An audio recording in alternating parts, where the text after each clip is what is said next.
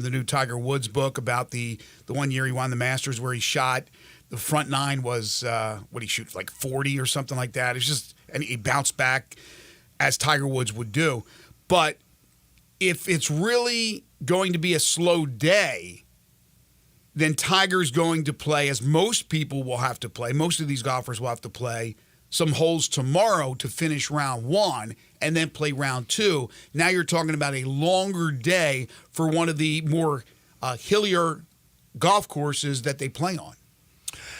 Yeah, this has been when we had Steve Sands on and talked about the forecast for today, that was kind of my concern for Tiger. He will tee off now in the updated tee times at 3:54 Eastern time this afternoon.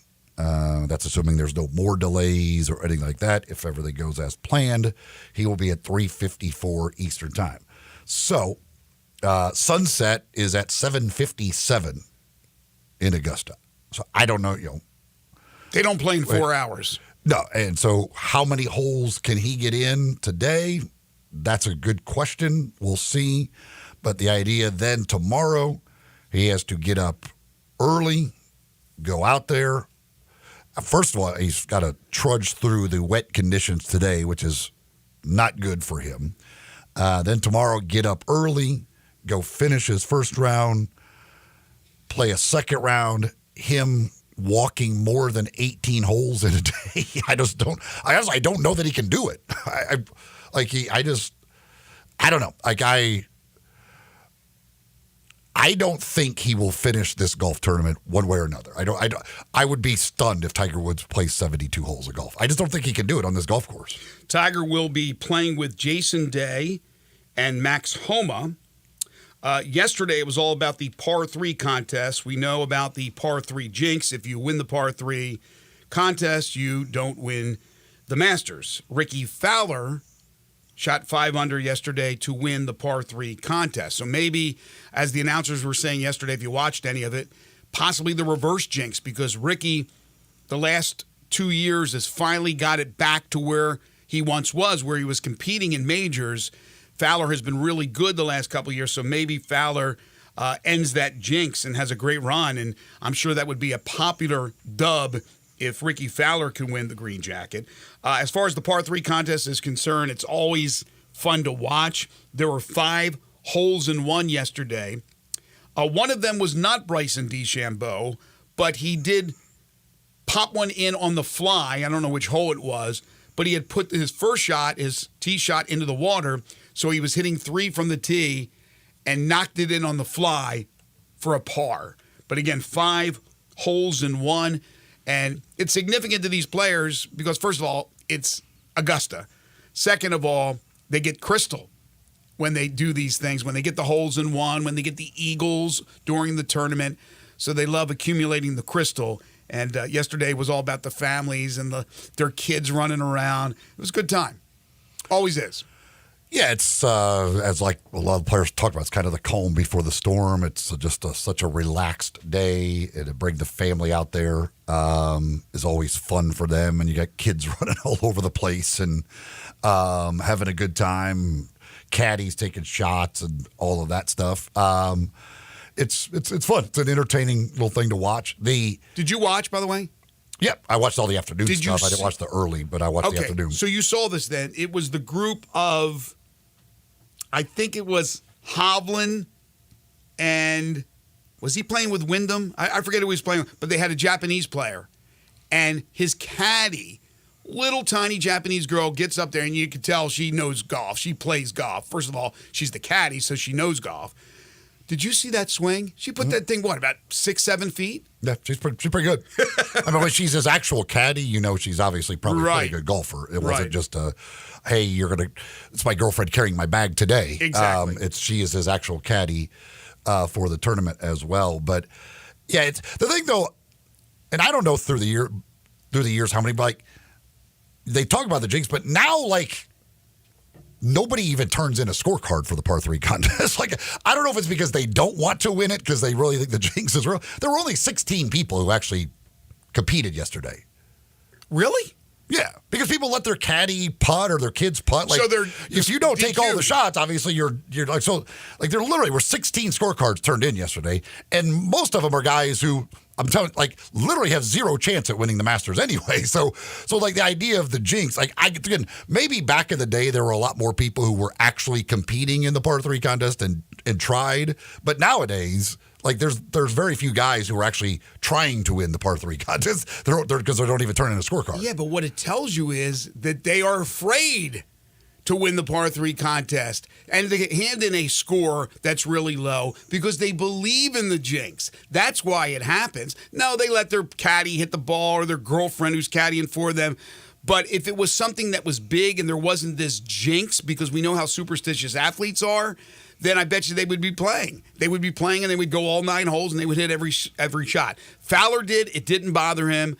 I'm rooting for Ricky to have a great Augusta, a great Masters at Augusta. I did not pick him. I didn't put any money on him, so I don't want him to win it, but I want him to do well. So, again, we'll keep you updated as far as what's happening with the Masters. Again, tee times for the opening round have been pushed back. 9:30 Central Time is when it will get going, but the honorary starters at 9:10. Last night, the Grizzlies played in Cleveland, their final road game. They have 2 more games to go before the season ends. Friday night, they host the Lakers. Sunday, they host the Denver Nuggets. Then they'll have the exit interviews, I think, on Monday, and they'll get the hell out of here. But last night, they lose to the Cavs in a pretty competitive game by a dozen, 110-98, as I mentioned, to fall to 27-53. Last night was the Jake LaRavia game. 32 points, 8 of 11 from 3. I know he started out at least 6 for 6 when I was watching. 7 rebounds. G.G. Jackson went for 22, but only 2 of 10 from 3. Donovan Mitchell led the Cavs with 29 points. Okay, so I tweeted something out like, LaRavia having one of those kind of nights. But I've never been a big fan of his game. And so I get the responses from people, they bring up other people who had the big game and then nothing happened, the Josh Selby's in the summer league and things of that nature. This is regular season NBA basketball. Cleveland's trying to win and LaRavia went crazy. I'm still not sold, but we've now seen him play in a bunch of games. And he's doing more what they expected him to do, knocking down threes. I don't know. I'm a little confused on what I think about LaRavia. It was a slam dunk, in my opinion, that no, he just doesn't have it. He shouldn't be part of the future of this team. And then I watch, not just last night, but some other games that he's played in where he's hit some threes, has been able to drive to the hole, has rebounded the basketball. I don't know. What about you? What do you guys think?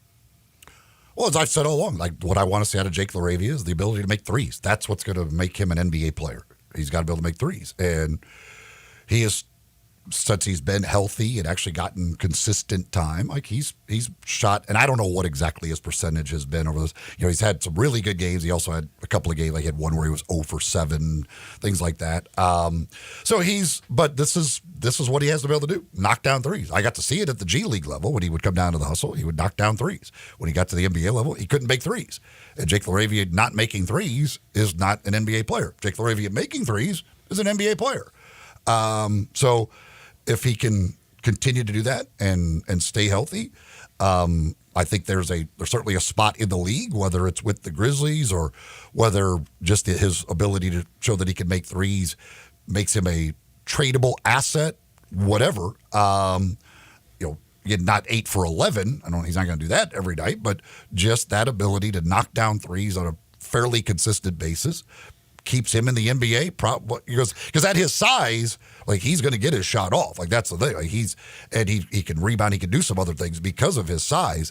But in the end, he's about making threes. That's what they drafted him for, was to make threes, and that's what he's going to have to do to have a spot in the league. Yeah, I hope it's not fool's gold, but we've seen a bigger sample size now. And I don't want to do an about face and do a 180 and say now, oh, yeah, I see him being an integral part of this team for the future. I don't. But you're right in what you just said. He's showing everybody now with more chances to prove himself that he has that capability. He is a big guy. He does shoot the three ball. He did shoot the three ball well in college at Wake Forest. He shot it well, as you said, in the G League. And now we're starting to see a little bits and pieces of what he can do at the NBA level. Granted, it's kind of a play out the games situation.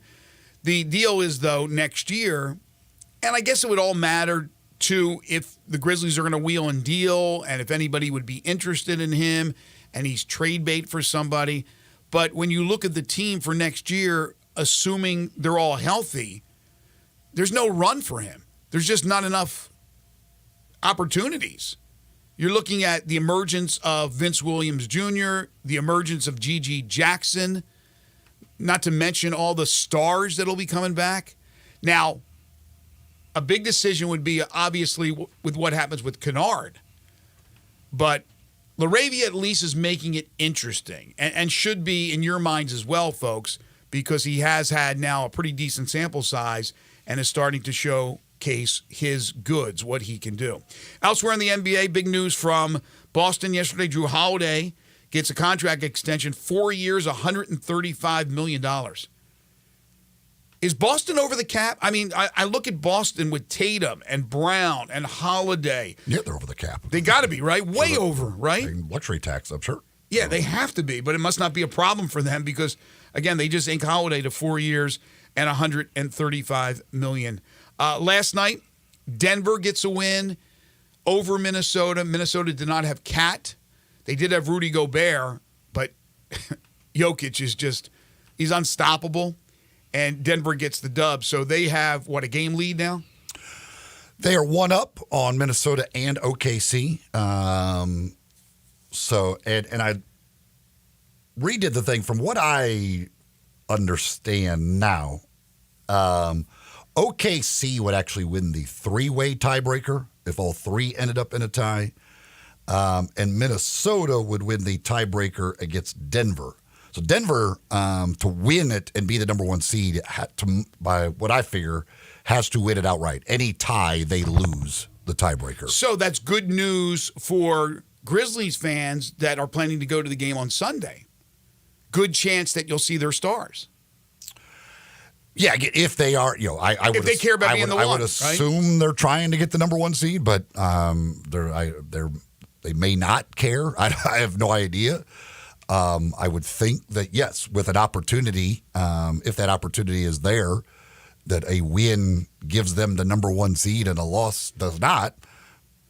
Why would you not? I mean, you're going to get basically a week off after that game anyway, before they have to play their first playoff game. So it's not like you're turning around and playing in 2 nights. So I would think that if it's just sitting there, that, hey, a win does something for us, that they would play those guys. So yeah, and I don't remember who their other game is against before that, but yeah, I mean, again, and with the 1 game lead now, if they win their other game, certainly then obviously Sunday would be to win the Western Conference. Adam Silver had some interesting things to say, including the 65-game minimum for players to be in line to win postseason awards. He talked about that whole situation with injuries, and now he says that the numbers tell you that 15% of those players, the star players, their participation in games is up 15% from last year. So it seems like it's already paying dividends, that there are players that certainly are aware of now having to play at least 65 games. So teams are aware of that situation as well. Now there are players certainly that did not meet that threshold because they had legitimate injuries and were out for a legitimate amount of time. But it seems like it's paying off as far as being able to get those stars into more games, which will certainly appease fans. He also talked about gambling in the game of basketball, and specifically about the Jonte Porter gambling allegations. He said what he is accused of is a cardinal sin, and that punishment for it could go up to banishment from the league. I would think that would be warranted. Yeah. If you find out that a guy is literally going out there and either removing himself from a game or whatever in order to hit betting unders and things like that. Yes, I would think that is worthy of kicking a guy out of the league. All right, just getting underway here on a Monday. We still have college basketball talk to get into. John Calipari introduced last night in Fayetteville as the new head coach of the Arkansas Razorbacks. In the meantime, we're back to Plain Watch in Lexington. We'll give you the latest as far as that is concerned. Also got some NFL news involving Rashee Rice. Major League Baseball, some interesting things that happened last night on the Diamond. We'll talk in volume about Major League Baseball with Kerry Miller at 8:25. But when we return, it's all about the Showboats. Looking for a bounce-back win, and it would be a Herculean effort to get it done as they go on the road to take on the Birmingham Stallions. We'll talk to head coach John DeFilippo. That's coming up in just a few moments. Denver plays San Antonio tomorrow at San Antonio. But, so you would assume they probably win that game. And if they do that, then yes, then the game here in Memphis on Sunday would be to wrap up the number one seed in the Western Conference. So I would guess that there's probably a pretty good chance that on Sunday you will see Jokic and you will see Murray and you will see them make an effort. But again, if they have to win tomorrow night to guarantee that. Mm-hmm. But again, I would think that at San Antonio they would. And by the way, Jake LaRavia, last 5 games, 45% from 3. Last 10 games, 42%. Wow. Last 15 games, 38% from 3. And that's at about 6 attempts per game throughout all of those. So he's shooting again. That's if he can be up there in that upper 30s to around 40% shooting threes, he can continue. He'll have a long NBA career. Well, there's a couple of things. He's comfortable, right? He's getting more opportunities to shoot. He probably knows that he has to shoot with the lineup that's being thrown out there. The question is if he gets some PT. When he gets some PT in the future with the stars that are on that team, will he have any issues? Will he be deferring and things of that nature? He has to be aggressive, and the aggressive LaRavia is a pretty successful LaRavia, as we've seen over the course, as you said, of the last 5 to 10 games. Folks, it's breakfast time, and for the best breakfast in town, head on over to Sunrise and see the folks there, either one of their 2 locations. The original Sunrise, that's on Jefferson Avenue. Sunrise East in East Memphis on Poplar Avenue. Sunrise901.com is the website. You can go to either one of the locations to enjoy some of their great biscuit sandwiches with their homemade biscuits that they've got, the big old square biscuits, which make a great sandwich. Maybe it's one of their breakfast bowls or the kitchen sink, which is just a little bit of everything off that breakfast menu. You can check that out. Of course, great lunch as well over at Sunrise from their great sandwiches. There's salads, all kinds of great stuff on the lunch menu as well. I recommend the French dip. That's my favorite sandwich on that lunch menu over at Sunrise. You can order online for pickup to make it easy to pop in, grab your food, and be on your way from Sunrise. Again, the original Jefferson Avenue and the Sunrise East on Poplar Avenue in East Memphis. John DeFilippo, the head coach of the Memphis Showboats, is next. This is Sports 56 Mornings with Greg and Eli on Real Sports Talk, Sports 56 and 98.5 FM.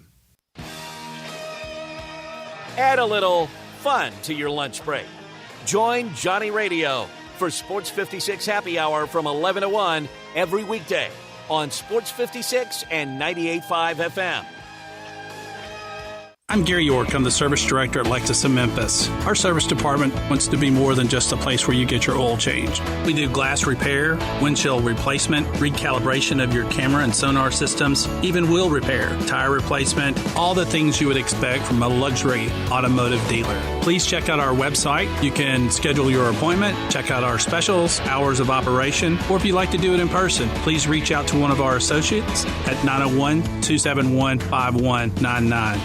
Chris Price, it's so good to see you. And you have a new business? Yes, Dave. MetroBuildersMemphis.com. Have you noticed water stains on your ceiling? With storm season here, take a walk around your home or business and look up. Make sure there are no water stains signaling a leak prior to the heavy storms coming in. If you do see signs of water, call me. My team and I will come out, diagnose the problem, and prescribe a fix. Our team of Hague-certified inspectors are waiting to assist with any inspection or repairs you may need. We have 3 crews dedicated to repairing roofs in the Mid-South. As certified Owens Corning and Mule High dealers, we offer 20-year, no-dollar limit labor and material warranties that offer hassle-free ownership. That's our hassle-free ownership guarantee. Allow Metro Builders team of professionals to assist you in maintaining your property's integrity and value. MetroBuildersMemphis.com. Your local commercial roof experts. Ask about our commercial roof maintenance agreements. Protect your investment with MetroBuildersMemphis.com. Call me, 901-375-1717. That's 901-375-1717. 375-1717. Hey, baseball fans, go yard with BetMGM, the king of sportsbooks. All season long, we're offering top odds on your favorite home run bets, shared 50K Grand Slam jackpots, fast and convenient ways to play same-game parlays, special boosts and tokens, and so much more. From the first pitch to the game-winning fireworks, there are more ways than ever to supercharge your excitement. Whether you want to combine multiple bets for the chance at a bigger payout or place a live bet as the game unfolds, BetMGM has all the home run betting options you could need. Download the BetMGM app, head to the ballpark, and get your piece of MLB action. BetMGM is an official partner of Major League Baseball. BetMGM and GameSense remind you to play responsibly. See BetMGM.com for terms. 21 years of age or older. Tennessee only. Subject to eligibility requirements. Rewards are non-withdrawable bonus bets that expire in 7 days. Gambling problem? Call or text the Tennessee Red Line 800-889-9789. When the weather gets better, I found a new place to really soak it in. It's the patio at the Commissary in Collierville. We all love the delicious Memphis-style barbecues. You can begin your barbecue fest with some great appetizers like the cheese plate or the tamales or the barbecue nachos. Oh, those smoked chicken wings, they're terrific too. Then dig into the ribs or the barbecue shoulder. Get it chopped or pulled on a sandwich. A big sandwich, or you can get it on a plate. You've got choice, and you've got choice in places. Don't forget the Germantown Commissary as well. Comes with beans and slaw, deviled eggs they're famous for. And Brad, you can even order by the pound, a 6-pack or an 8-pack or even a 12-pack. The Boss Man salad, the chicken plate, the barbecue shrimp. There's something for everybody, and those great desserts. The best icebox lemon pie anywhere. Or my favorite, the banana pudding. Check out the patio, TVs for sports, and music on the weekends. You love the Commissary. Listen each and every Sunday morning at 10 a.m. and join Ottawa Presbyterian Church for worship. Ottawa is a PCUSA church located in Midtown Memphis. Sports 56 traffic. Good morning. Trying to clear up a couple of accidents that happened out here a little bit earlier, including that 140 eastbound near Canada Road as traffic increases on the other side of the interstate there on 40 westbound. Coming in from Fayette County into Shelby County. Give yourself extra time out here. It's still a little bit heavy coming up from the south. We've had some problems down there earlier on 55 northbound as that traffic continues to build out of DeSoto County up through South Haven all the way into South Memphis on 55 northbound. 24/7 reliable crane and rigging services right here in Memphis. It's Tomahawk Crane and Rigging. I'm Commander Chuck with your on-time traffic.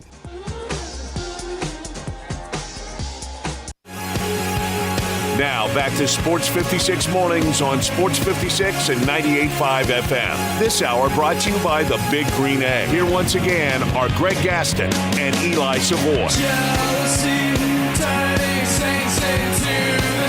Welcome back, everyone.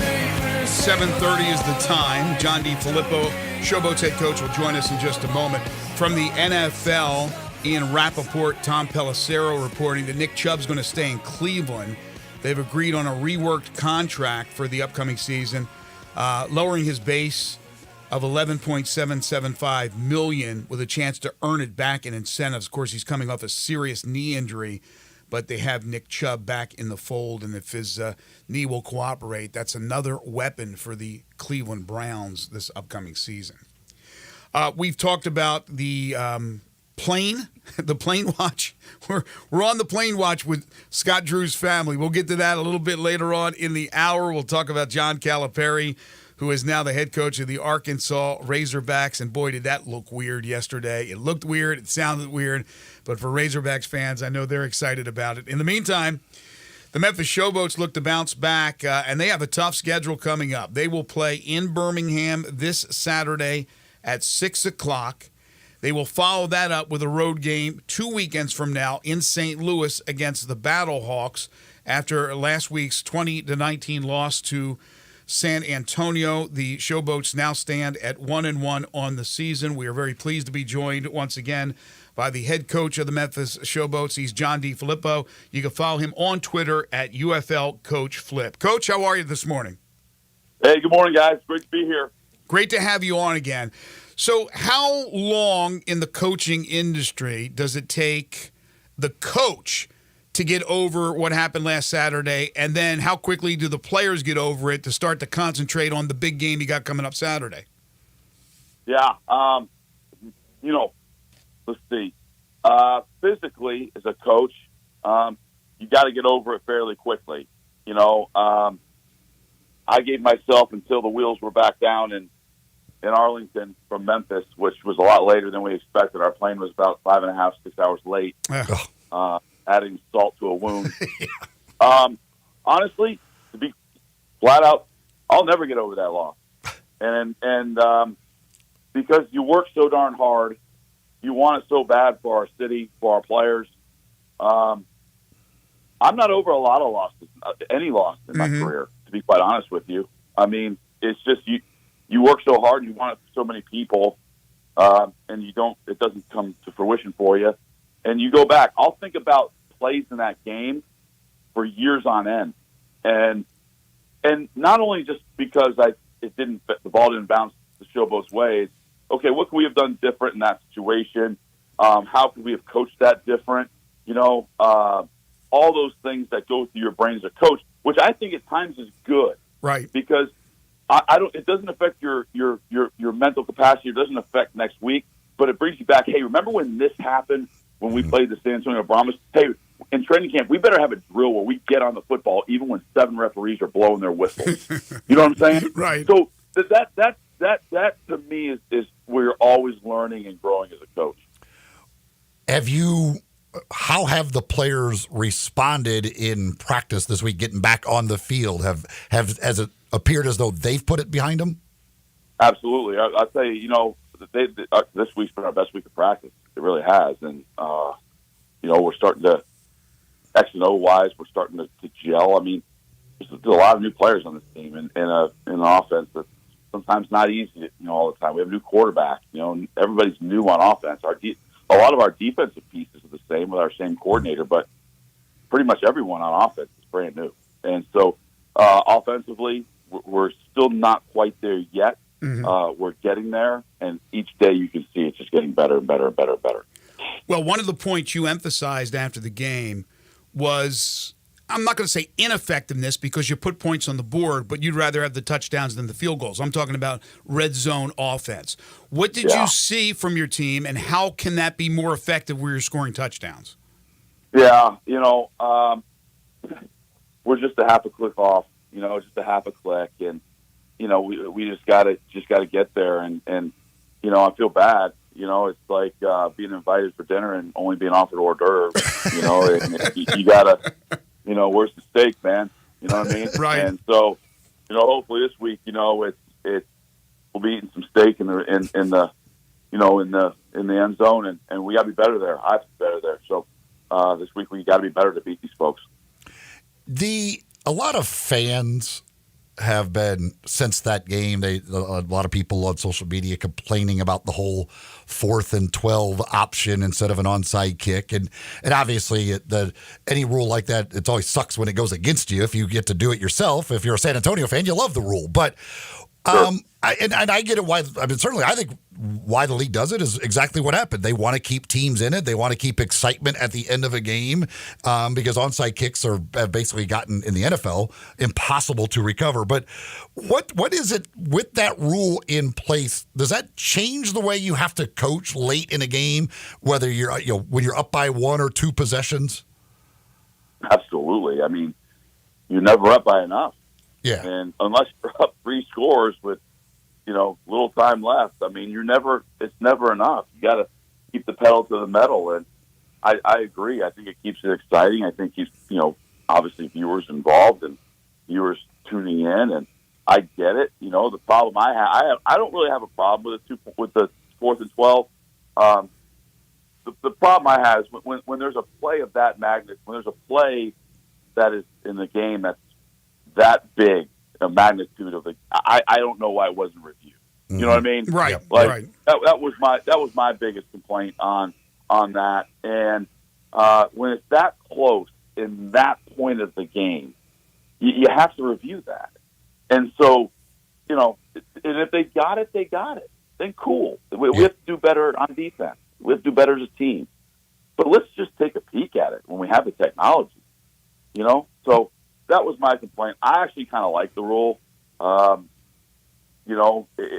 I said, I think it keeps it exciting, and so, but we just have to be better there. But like I said, I just wish that play was maybe looked at, by our league. Well, I'm with you 100%. Now, I'm just a layman here, but I love the rule, and they have that technology. I think that's one of the things they really do well in this league. And so I was surprised they didn't look. But from where my vantage point in the press box, I thought he got it. I thought he got right to the mark, which brings up this, Coach, as far as the X's and O's of football, and you can explain it a lot better.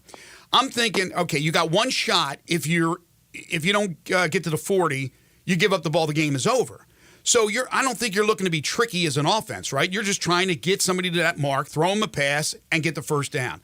How do you move up your defensive backs or your backers to prevent, without pass interference, those receivers from getting to the 40? Because we see so many times in football, why didn't he get to the mark? He turned around on a button hook and was 1 yard short of the mark. How do you prevent it, or can you prevent it? Is it too much of an advantage for the receiver to get to the 40? You know what I'm saying? What's the strategy as far as that's concerned? Well, not every pass you're going to throw, obviously, is going to be past the sticks, because a lot of times when you see a quarterback in professional football not throw the ball past the sticks, usually that's not his first progression. Okay? Mm-hmm. Usually the first progression is getting the pass past the sticks. Okay? But there's things, I don't want to get too into football jargon here, but flat defenders, hook defenders, where you try to high-low people. Okay, so there's some intricacy into that. Now, that being said, the play they ran was 3-by-1, 4 verts with a dagger, 3 verts on one side with a dagger. One of our DBs just kind of took the cheese on the inside vertical, and that's what that play is designed to do, is to try to make him take the cheese, and here comes the dagger behind it. Right. And it's just, we just have to be better there, and it was good play design by them. Kudos to them. And the play that they drew up and tried the defense they tried to get, they executed, and by an inch. And that's what pro football is. It's a game of inches. So you have Birmingham on the road coming up Saturday night. They have obviously been the dominant team of the USFL the last 2 years, winning the championship. You are as familiar with Skip Holtz and company as you can be, having shared a hub with them last year. You played them 3 times last year, so you should know them, but they also know you inside and out. But they're playing the 2 quarterbacks. How difficult is this to prepare when they've got the 2 different quarterbacks, but yet kind of what they're wanting to do offensively? Yeah, I will say this. The 2 different quarterbacks are very similar. They're big dudes that have NFL experience, and obviously one of them was Matt Corral's very high draft pick. Mm-hmm. And both guys can really run with the football. I saw it on the news last night. Adrian Martinez got up to 21 miles an hour. That's pretty fast. What? So, that dude's 6'4". So was he in a car? Was he in a car, Coach? You're talking about his feet. So, I mean, he was one of the fastest dudes in the league last week. So, we got to do a great job of containing rushing. All week I've preached to our defense, our coverage and our rush have to work together. We can't do our own thing up front. We can't jump out of a gap. We're going to do a couple things schematically to try to keep them in the pocket, but at the same time, we have to be able to plaster downfield. Whenever you take something, you got to give something in football. So, I mean, if you're going to take somebody out of coverage, possibly, then the guys in coverage have to do a really good job. But we got to get home. So, my point to the defense all week was the coverage and the rush, they have to work together. The old adage, right? To be the best, you got to beat the best. They have been the best. It just seems like when you look at the schedule, Birmingham on the road at St. Louis, you're home, I think, against Michigan, and then Birmingham again, that right now the next month is going to be extremely pivotal for you guys. Yeah, they're all big. They're all going to be close. And we just got to take it one at a time. And that's all you can do in pro football. I mean, right. That's the way it is. I mean, I'm not going to name a university, but they used to tell when I was in the NFL, and I tell these guys all the time, there's no school X on this schedule, guys. There's no, I'm not going to say a school because I don't want to get out there and, that I'm trashing somebody, but there's no pansies in pro football. Right. There's not. So, there's no Division II opponent coming through, and playing us. We got every week. It's Birmingham, Michigan. I mean, it's just every week, but that's the way it should be in pro football. It's the way you want it. Absolutely. Go. Has it we talked a lot in the preseason about with the leagues combining and the cutting basically the players in half, that the level of play would be raised because obvious reasons. Has it been the way you expected now after playing a couple of games? Yes.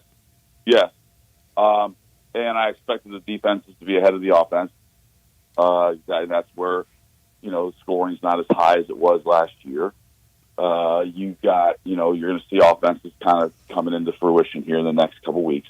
Mm-hmm. Right now the D lines are faster than the O lines, and that's just the way it is. And the way it is in every level of pro football early in the season. You see teams struggling to run the football a little bit early in the season, and that's why. And so I think you're going to see a little bit more offensive explosion here in the league in the next coming weeks. I just have a feeling that's coming when some of these new quarterbacks settle in to their offenses and some of the O-lines settle in. And so I think it's going to be an even more exciting brand of football because I think all of us as fans, maybe if Coach Lake is listening to this interview, would probably disagree with me, but I think we all like offensive football. So, but yeah. So, yeah, I think that's what you're going to see. But yes, I think honestly, it's exactly what I thought it was going to be in terms of the competition level. Yes. All right, we'll let you get back to work. Showboats Birmingham in Birmingham, Saturday, 6 o'clock. A huge game for the Showboats. He's the head coach of the Showboats. He's John DiFilippo. You can follow on Twitter at UFL Coach Flip. Thank you, Coach. Best of luck. Thanks, guys. Take care. Thanks, Coach. Big challenge certainly ahead. Big challenge for the Showboats. Folks, They were the John DiFilippo's team, the Breakers, were one that beat Birmingham last year. Yeah, I'm not saying he has a recipe because both teams have changed. Now, Birmingham's probably more like they were because why would you mess around with championship caliber team? But when you consolidate the two leagues like you've talked about many times, why wouldn't you add? And they've added. But the Showboats are a much improved team. Their talent on both sides is so much better than it was last year. Last year, you looked at the Birmingham game and you go, yeah, I don't know about this one. This time you look at it and you go, yeah, they have a chance if they play their game, but they have to execute in the red zone. They can't, if they rely again on field goals instead of touchdowns, they'll lose. Well, I hope it goes better than last year's trip to Birmingham for the Showboats because last year's trip to Birmingham was that was as ugly as it gets. The game here was really close and the Showboats had a chance to win, but the game down there, yeesh, that was awful. Folks, Shoot 360 Memphis is a new sponsor for us here on Sports 56 Mornings. We're happy to have them, and this is a place for all you basketball players out there. If you want to improve your shot, if you want to perfect your shot, you want to challenge yourself, you want to compete with others, and learn the proper ways to shoot the basketball using modern analytics, this is the place for you. All you parents out there and grandparents, you're thinking about something for a birthday present or just something for that basketballer in your family. You're like, what can we do other than getting maybe some lessons or joining this type of league? This is the place because, again, it's the modern way of improving your game because the results are right there. You will see the results. And everybody uses this type of technology, including the greats like Steph Curry. This is the place for your sons, daughters, grandchildren, players if you're a coach, but it's also great for adults too. Again, the same system that NBA players use. Steph Curry has used this system. It's a revolutionary training facility that combines cutting-edge technology with expert coaching to improve shooting skills. The facility is equipped with advanced shooting machines that provide real-time feedback on shooting accuracy, arc and depth. Players can track their progress and analyze their performance. What I suggest for you to do is to head on out there and take a tour. Have them give you a tour of the facilities. Now, they're out in Collierville, but they are moving to Cordova, and they're taking registrations right now for a huge, modern, state-of-the-art facility in Cordova that will open up officially on June 1st. So like I said, they're taking registrations now for the move. You can go online to Shoot 360 Memphis to sign up, or you can call them at Shoot 360 901-316-5500, or just stop by again their current location in Collierville. If you're looking to become that better basketball player, that better shooter, Shoot 360 Memphis is for you. You're tuned in to Sports 56 Mornings with Greg and Eli on Real Sports Talk, Sports 56 and 98.5 FM. You already know you can listen to Sports 56 anywhere with the Sports 56 app or at sports56whbq.com. But you can also watch us daily with live video of all of our shows on Twitter, Facebook, YouTube, and Twitch. Looking for sports in all the wrong places? Try the Owner's Box Sports Bar and Grill in Lakeland Town Square. Fun, friendly, exciting, and comfortable with wall-to-wall TVs for all your favorite games, 24 taps for all your favorite beers, including NA and local craft beers, and an in-front-of-the-wall full bar for all your other favorite beverages, including a full wine list. Add in an upscale menu, patio seating, daily specials, and events, and you found all your sports in the one right place. The Owner's Box Sports Bar and Grill in Lakeland Town Square, Highway 70. You watch sports. You listen to sports. Now let's talk sports. Are you a huge sports fan with always something to say but only a few listeners? Well, not anymore, because Sports 56 is opening the airwaves overnight. From 12 midnight till 6 a.m. for people like you to talk sports during your own 1-hour radio talk show on Sports After Dark. That means for 1 hour, you can tell us what's really on your mind regarding sports. Your favorite sports team, your favorite player, discuss pre-games, post-games, all games. Let's talk. Orientation is required. Interested applicants must contact the podcast center at gmail.com or call 901-468-3097.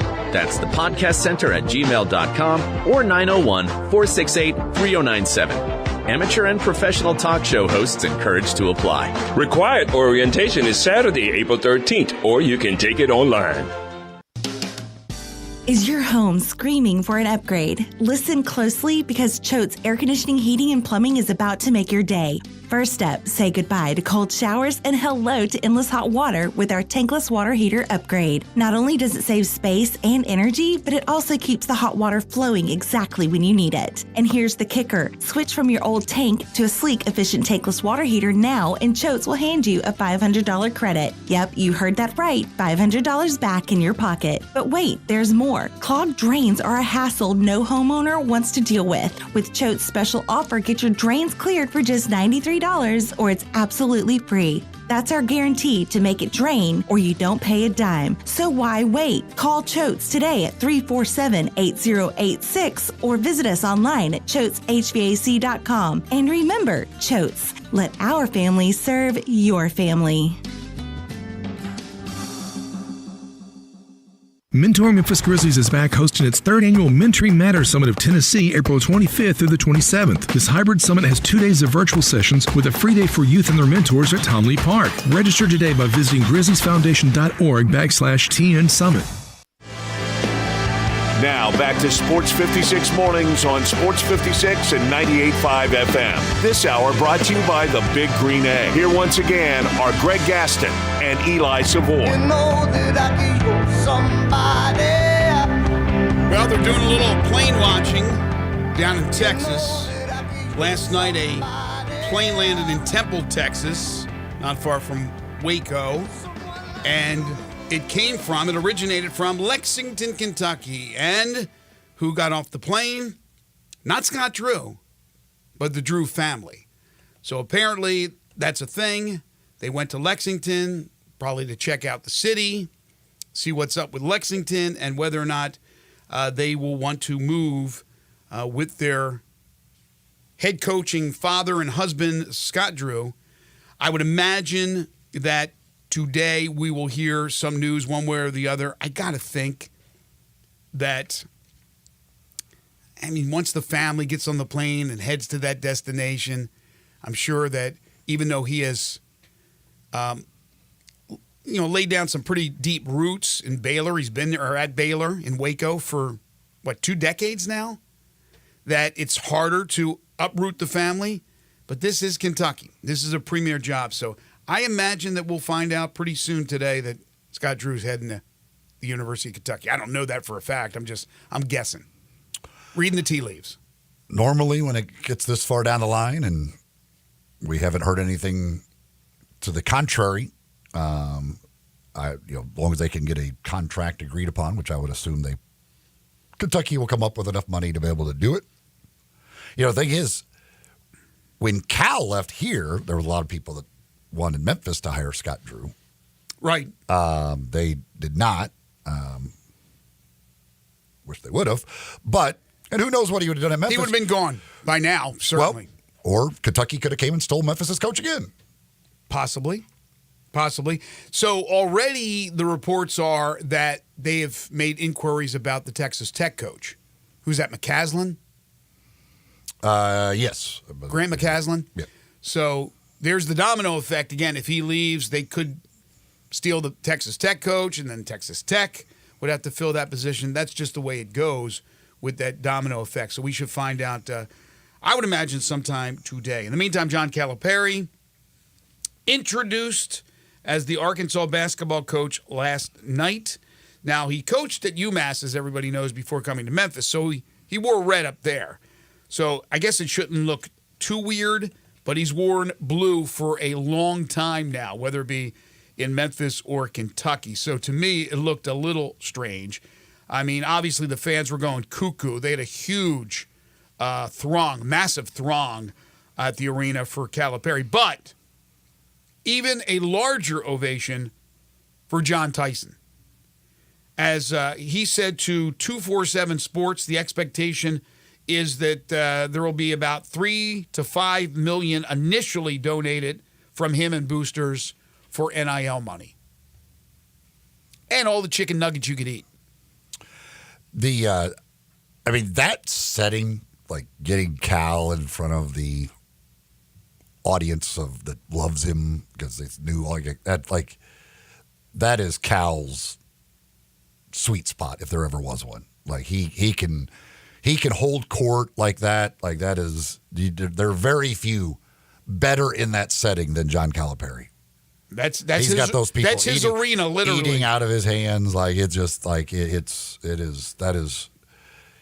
just absolutely feasts on that type of stuff. I love the quote of the night from him, and there's several things that obviously he had to say. Cal, he likes to talk. Friend of the show, as you guys know, for many years. I wouldn't call him that. They're always a friend of the show if they've come on our show. This quote: "I met with the team. There is no team." Now, there's no T in I in team. Yeah, there's no I in team. No, he meant there's literally no team. And then talked about if you're a partier, if you're this, you're that, womanizer, forget about it. We don't want you. We're here to win and to win big. And again, that's what the fans want. You talk about winning a press conference. He smashed that one.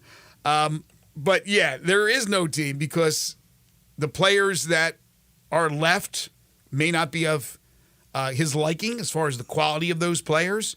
You probably don't want to keep too many from what was a rough losing season. I don't know. I don't know what his philosophy is, but I don't think he has any issues in going out there and finding whoever he wants. Now, you have to get to work right away, and then you're going to have to also deal with those players at Kentucky that were going to return for a season if they've hit the portal, and, things happen even before they hit the portal. Are you going to be able to get those players to come with you to Fayetteville? And then you have the recruiting class, which was number one, number two. No, Duke was number one. But you have a great recruiting class. Are you going to be able to convince those players? Some have already hit the portal. Yeah. More to follow. Yeah, he's, in a lot of ways, no different than a lot of coaches across the country. There are a lot of coaches that have to put together a complete roster. Right. Penny Hardaway's got to put together a complete roster. I would assume we'll see at least some of those guys that were committed to Kentucky in that recruiting class that will follow him to Fayetteville. Certainly, there may not be all of them, but I would imagine there will be some that will follow him to Fayetteville, and then he'll hit the portal and put together a roster, and we'll see how good it could be in year one. But if he gets with those the incoming recruits, if he can get a few of those, they stand to be pretty darn good right away because he's got a lot of those guys are really highly ranked recruits. Musselman hit the ground running in Fayetteville. And then this past season, it didn't work out. It just didn't click. There was no chemistry with the players. He's produced NBA guys. And you know what Cal has done with his track record of producing NBA guys. And unfortunately for him, not advancing in the NCAA tournament the last 3-4 years after winning a Natty back in 2012. Who do you think's the better X's and O's guy? Musselman or Calipari? Musselman. Yet, fans look at this as this is a major step up. Even though we know that he's the best recruiter in the country. Right, but we know that Musselman's a great recruiter and a really, really good coach. Not that Cal's not a good coach, but from an X's and O's standpoint, I would go with Musselman as well. And he has all that NBA experience and all that, as does Cal, obviously coaching with the Brooklyn Nets, or the New Jersey Nets, I guess, when he coached them. But it didn't work out this past year. He's moved on to USC. Calipari going to hit the ground running at Arkansas. I wouldn't be surprised, again, if he gets a lot of big names that were at Kentucky and other guys who are right now currently in the portal to come with him to Fayetteville. We'll take a quick timeout, come back. Hour number 2 of the program. We'll talk some baseball at 8:25 with Kerry Miller. And don't forget, we're scheduled to be joined by one of the newest Memphis Tigers basketball players, P.J. Haggerty, who came over from Tulsa. That's at 9:05. I mean, you look. The thing is, Musselman, the dude went Elite Eight, Sweet 16 before this year. Right. The idea that Musselman struggled at Arkansas, he had literally one bad year. That was it. And he. He left on his own accord. Yeah, he left. I don't know why he left, whatever. But I mean, the dude took him to 2 Elite Eights and a Sweet 16 in the 3. There were 4 NCAA tournaments that were available. He took him to at least the Sweet 16 in 3 of them. Northwest Arkansas is a beautiful area with the mountains and everything like that. But Southern California, Musselman, if I'm not mistaken, is a West Coast guy. I could be wrong about that, but obviously he has spent a lot of time out there. They probably prefer that. When he saw that it was open, hey, go to Southern California, and that was maybe the preference. That's why he left. But again, he wasn't forced out. If that USC opening wasn't there, he probably would still be the coach. Cal would still be at Kentucky for at least one more season, depending on what they would be able to do next year. Obviously, the domino effect starting with SMU and their decision once they figured they can go ahead and get Rob Lanier out of there and get a bigger name, and that's exactly what they did. This side of the program is brought to you by the Big Green Egg. This weekend, we're finally going to get some good weather to be outside doing some grilling, and the Big Green Egg is the way to go. Doing some grilling, watching the Masters. Boy, you can't get a better weekend than that. And, of course, See right there, the big green egg. It works well with the Masters, which is green is the favorite color down there in Augusta. It's the best grill there is, the last grill you'll ever need to buy. Go to biggreenegg.com to get all the information you need. Check out all the different things they have, from the different sizes to all the egg accessories as well. You can find them here in town at the Ace Hardware locations, Hamilton Fireplace, and more, where you can find the Big Green Egg. You're tuned in to Sports 56 Mornings with Greg and Eli on Real Sports Talk, Sports 56 and 98.5 FM.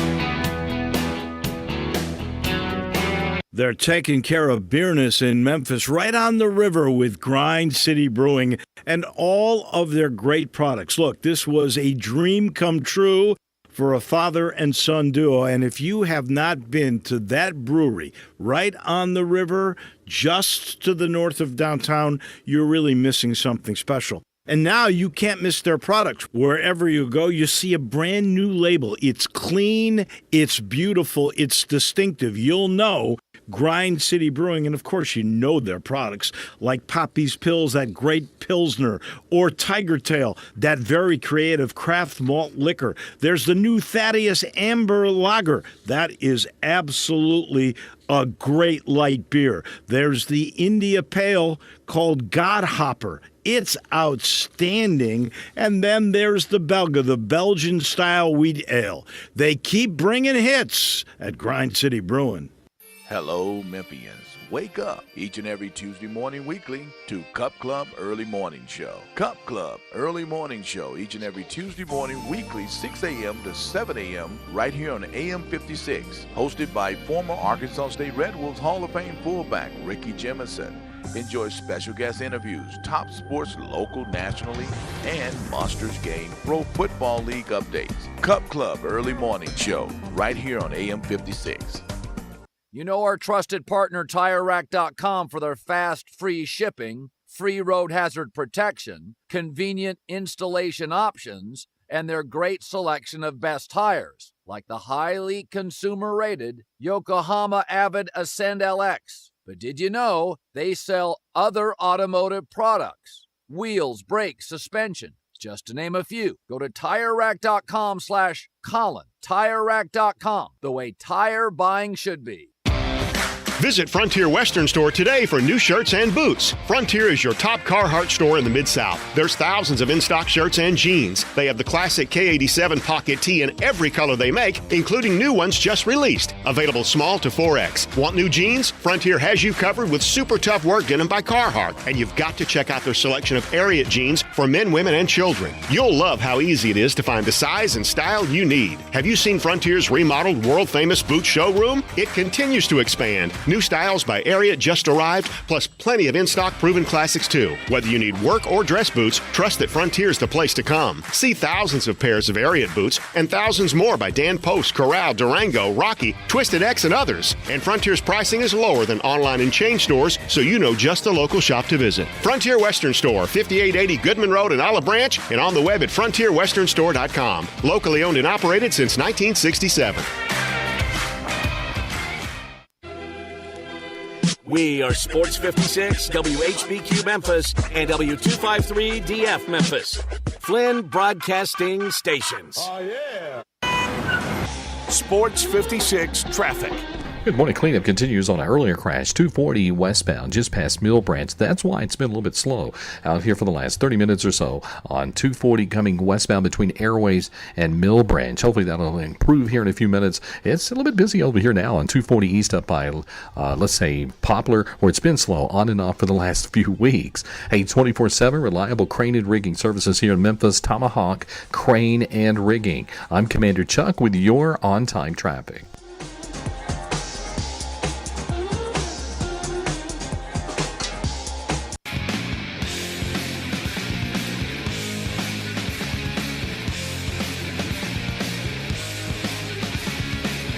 Now back to Sports 56 Mornings on Sports 56 and 98.5 FM.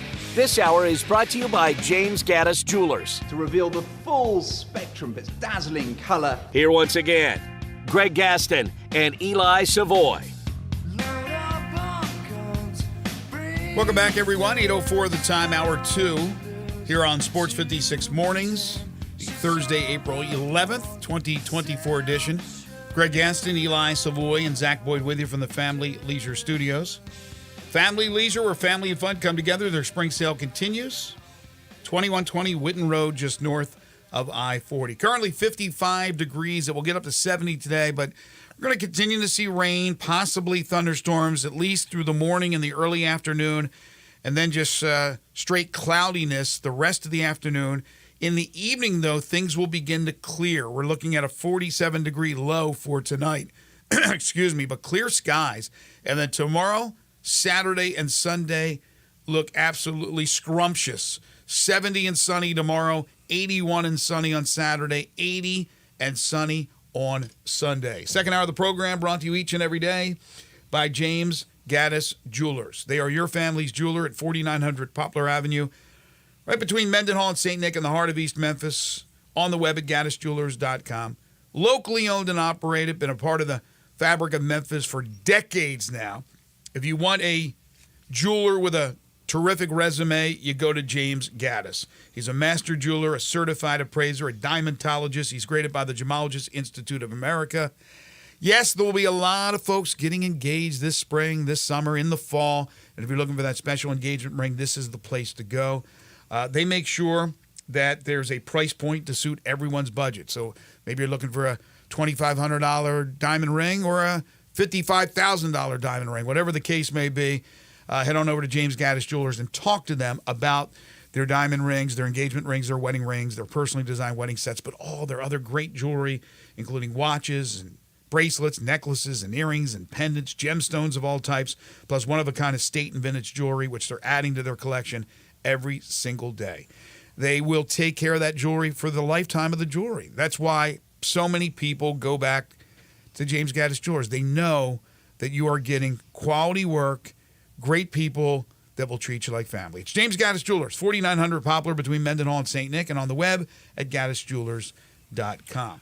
So they were just showing the forecast for Augusta, and they have apparently there's another chance of rain this afternoon, basically about the time that Tiger will be teeing off or while Tiger's on the course.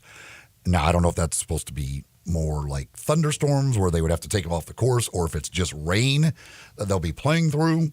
But if they get that, Tiger may withdraw before the end of the first round, before the end of the day. No.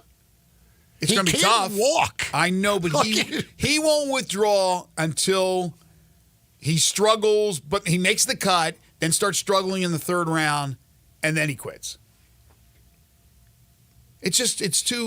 It means too much to him. It means too much to all these guys. But I was listening. He could mean all at once. If his body tells him, dude, we can't do this, he can't do it. I know. And he says he's in pain every second of the day. The only time he's not in pain when he's taking a nap or sleeping. So Fred Ridley, who's the chairperson of Augusta National Golf Club, talked about a number of things yesterday. And there's so much, unfortunately, there's so much crap going on in the world of golf. With the separation of LIV and the DP World Tour, of course, the PGA of America, the whole spiel. Supposedly the PGA Tour, right, and LIV are going to come together. That the big news that came out last summer, was it? Early summer? Hasn't come to fruition yet. So there's that controversy about world golf rankings points and things of that nature. But Augusta National, as Fred Ridley said, will continue to be what they are. They're an invitational. And they invited a couple of players, one on the LIV Tour in Joaquin Niemann, because of what they were able to do outside of LIV. He made a good point that if players are going to strictly play LIV, 3 rounds, all that stuff, all the jazz that they do to make them different, and they strictly play that, they're not going to get invited. They're not going to be part of the Masters, except for those who have won green jackets or if they have enough points to qualify with the world rankings. So guys like Neiman played in Asia. They went and played some events there. I think he won an event and he got the invitation. But if you're strictly like they brought up Taylor Gooch, strictly played live. He's not getting invited. So that's going to be something that's going to be contentious to a certain degree, but at least they haven't put their foot down and said, no, we're not inviting live guys. They understand that this is an invitational, and many of them are former champions. There's 13 live golfers in the Masters. And there's also the talk about the golf ball that they're going to change in several years. And there's a lot of things going on. But the main point I think that has been being made this week is that less and less fans are watching or attending golf events. You wouldn't know it by watching Phoenix. And, of course, this week, everybody and their mom who cares a little bit about sports, but particularly golf, are going to be watching the Masters. But for any other event that's not a major, the viewing is down. Why is the viewing down? Because of the separation. People don't like that it's separated. We talk about Tiger, right? He's done. I mean, Tiger's unbelievable career, but but the main thing we're talking about is Tiger. After we talk about Tiger, what are we talking about? We're talking about Koepka for the most part. He's a live guy. Or then we talk about Rory because he hasn't completed the career slam, trying to win at Augusta. We don't even talk too much about Scheffler, and he's the best golfer in the world because he's just not that charismatic guy. And we may be losing a few of them. And unfortunately, you have a few of them on the live tour that you don't have necessarily on the PGA Tour. So whether or not they're going to come together now is a question, when it looked like after that big announcement last summer, which shook the golf world and the sports world, that we were going to have something where they were all going to come together again. Greg Norman, by the way, was on the grounds of Augusta National yesterday, is what was reported. With a ticket. With a ticket. Yeah, with a ticket. Yeah, he wasn't invited. If only he could have finished one of those years, he could have been invited forever. Yeah, that would have been strange too, though. If he had won, he gets the lifetime exemption. But if he was still the president or chairman, whatever the hell he is, of the LIV, that would really be strange. But again, if you're going to lose fans and lose spectators, not by the millions, but you're certainly going down. They got to figure out a way to come together. They have to. Yeah, I don't where that all stands. I don't know if they ever get it figured out or not. I don't know. From what I understand, like on site, like attendance at tournaments is really good. It's just TV viewership that is down. Yeah, some of the tournaments have dropped from last year, but you're right. For the most part, again, look at Phoenix. It's crazy. I think the Players had the most fans they've ever had this year on site, but it was like the lowest TV viewership they've ever had or something like that. They're one of the lowest, too. So there's a combination thing there now. But you want both. You want the spectators and you want the viewership. Yeah. Well, that means there's less golf fans overall. The viewership, obviously, is extremely important. They've already got the one investor, but that's TV contracts in sports, as we know, are a massive thing right now. That's where a lot of the money comes from, is from these TV contracts. So yes, they need the viewers to get their whatever. I don't know when their deal is up and when their new deal, when they have to sign a new deal, but there's no doubt that viewership is a huge thing. Yesterday, seeing John Rahm and his live team gear, that was very strange. I don't know, it just doesn't. Looks weird on him for whatever reason. I saw Charles Schwartzel wearing it, and there's nothing more strange than seeing Tiger Woods not in Nike gear. Mm-hmm. It was alarming to me when they showed him. I'm like, wow, this just it just doesn't look right. I'm so used to seeing the Nike swoosh or the Tiger Woods logo. It just was it's so bizarre to see him not wearing Nike. I thought the same thing, and then you see him in that commercial for whatever golf balls. Was it Callaway? What was the golf balls he was, the commercials that kept coming on with Tiger? It's Bridgestone. Bridgestone, thank you. Yeah, just to see that, and just, he's not wearing anything with Nike or anything. Oh, man, it's just, it was strange to me as well. All right, switching gears, NFL news. Obviously, the draft's coming up in a couple of weeks, so we're counting down the days until that. It's going to be an interesting draft, It always is, but I think really interesting in the case of these quarterbacks, and they're making the rounds, as are other players that are projected to be picks in the top 10, top 20, maybe even the first round overall. They're making the rounds. But even picks outside of projections of first round. Spencer Rattler visited the Houston Texans. There are some people that believe Spencer Rattler, who certainly improved at South Carolina from the rough days at Oklahoma when he was the top Heisman candidate going into that season and just never materialized. People think he could be a good, solid NFL quarterback and probably a backup. But Houston looking at that possibility, maybe taking Rattler. You got C.J. Stroud, obviously, with what he's done. I like the kid. He's got the physical tools, but that's somebody who's probably going to be taken in the second round or even the third round. But the news yesterday was all about the Rashee Rice story, and if folks don't know, Rashee Rice and a bunch of his buddies were speeding on the interstates there, or the highways around Dallas, and he had rented a Lamborghini and smashed it up, and there was other vehicles involved. But they also got involved with other cars and injured some people, and then he fled from the incident, and then eventually had to turn himself in. Well, now he reportedly faces 8 counts. Warrant has been issued in the case, and so now the stories come out like, okay, is this the incident now where NFL players learn from things, what not to do, what not to do in the offseason, race cars, race speedboats, do all these type of things, waste your money doing.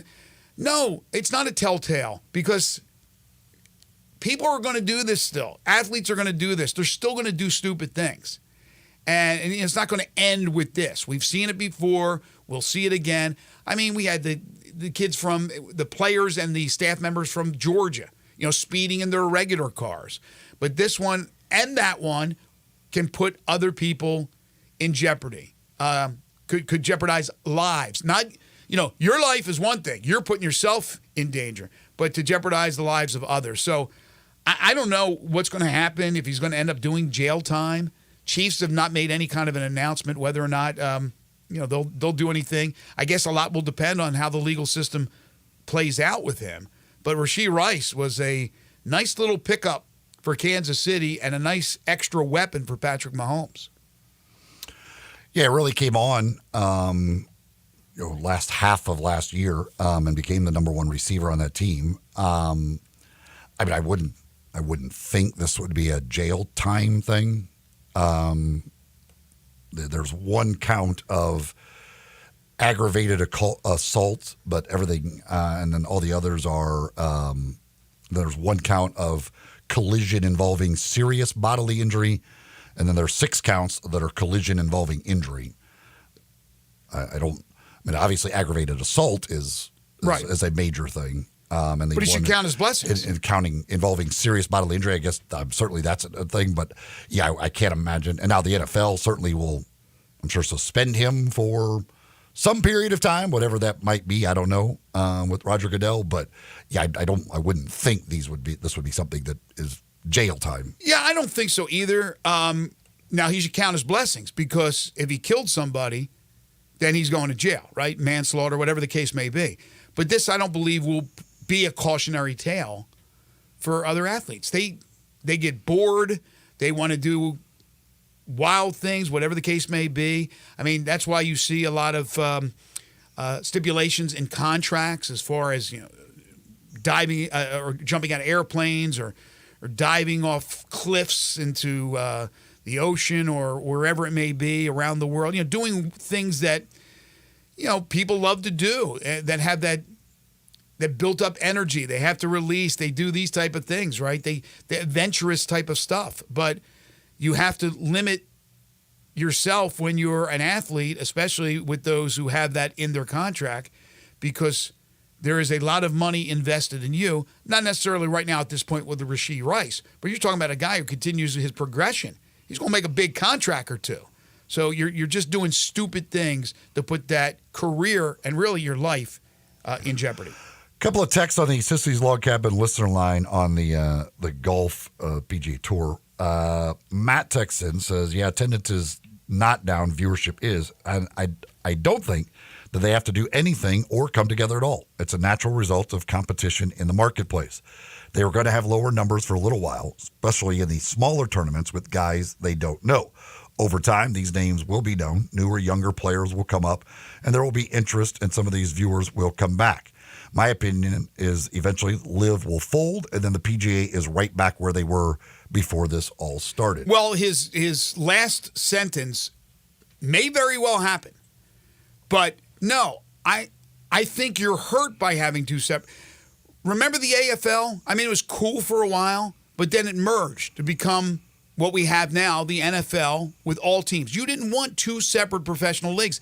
And we weren't talking about having the NFL and the WFL or the USFL or the UFL, which we have now. We were talking about two comparable leagues split with the AFL and the NFL. And then they came together. And the product is 50,000 times better than it was when they were two separate products. The product here is very good because we love the game of golf. There's the great players, like he said, on the PGA Tour and younger players that will be moving up as well. The same deal with LIV. LIV has been able to go out and get a couple of those young players as well. It's not just Ian Poulter. You know, it's not just those guys. They got some of those young players because they're doling out the money. But to put them all together like it used to be was the best. It's the best solution, not to keep it separate, to put them together.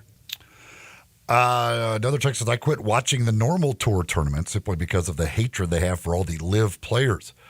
I don't get it. Seems like they're jealous of the money they're getting. Outside of the majors, all pro golf to me is exhibition.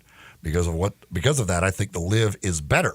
Plus, with David Faraday, their announce team is better, and they don't talk politics like NBC and CBS, and particularly the Golf Channel does. I watched it. I like it. I mean, I'm not saying I like it better than the PGA Tour, but I like it. You know, some of those things are a little bit strange. You know, it takes a little bit to get used to seeing these guys in shorts and with that music blasting. I'm not really into the team concept, but to watch Brooks Koepka and Cameron Smith and John Rahm and Dustin Johnson and some of those, again, young players that are making a name for themselves combined with, you know, veteran guys. There's been too many PGA Tour events this year when I looked at the leaderboard and I was like, who are these dudes? It was like alphabet soup. But yet you still have Rory and Scheffler and Homa and Wyndham Clark and guys that are coming up. And then not to mention Morikawa and all these other guys. The kid from Hovland.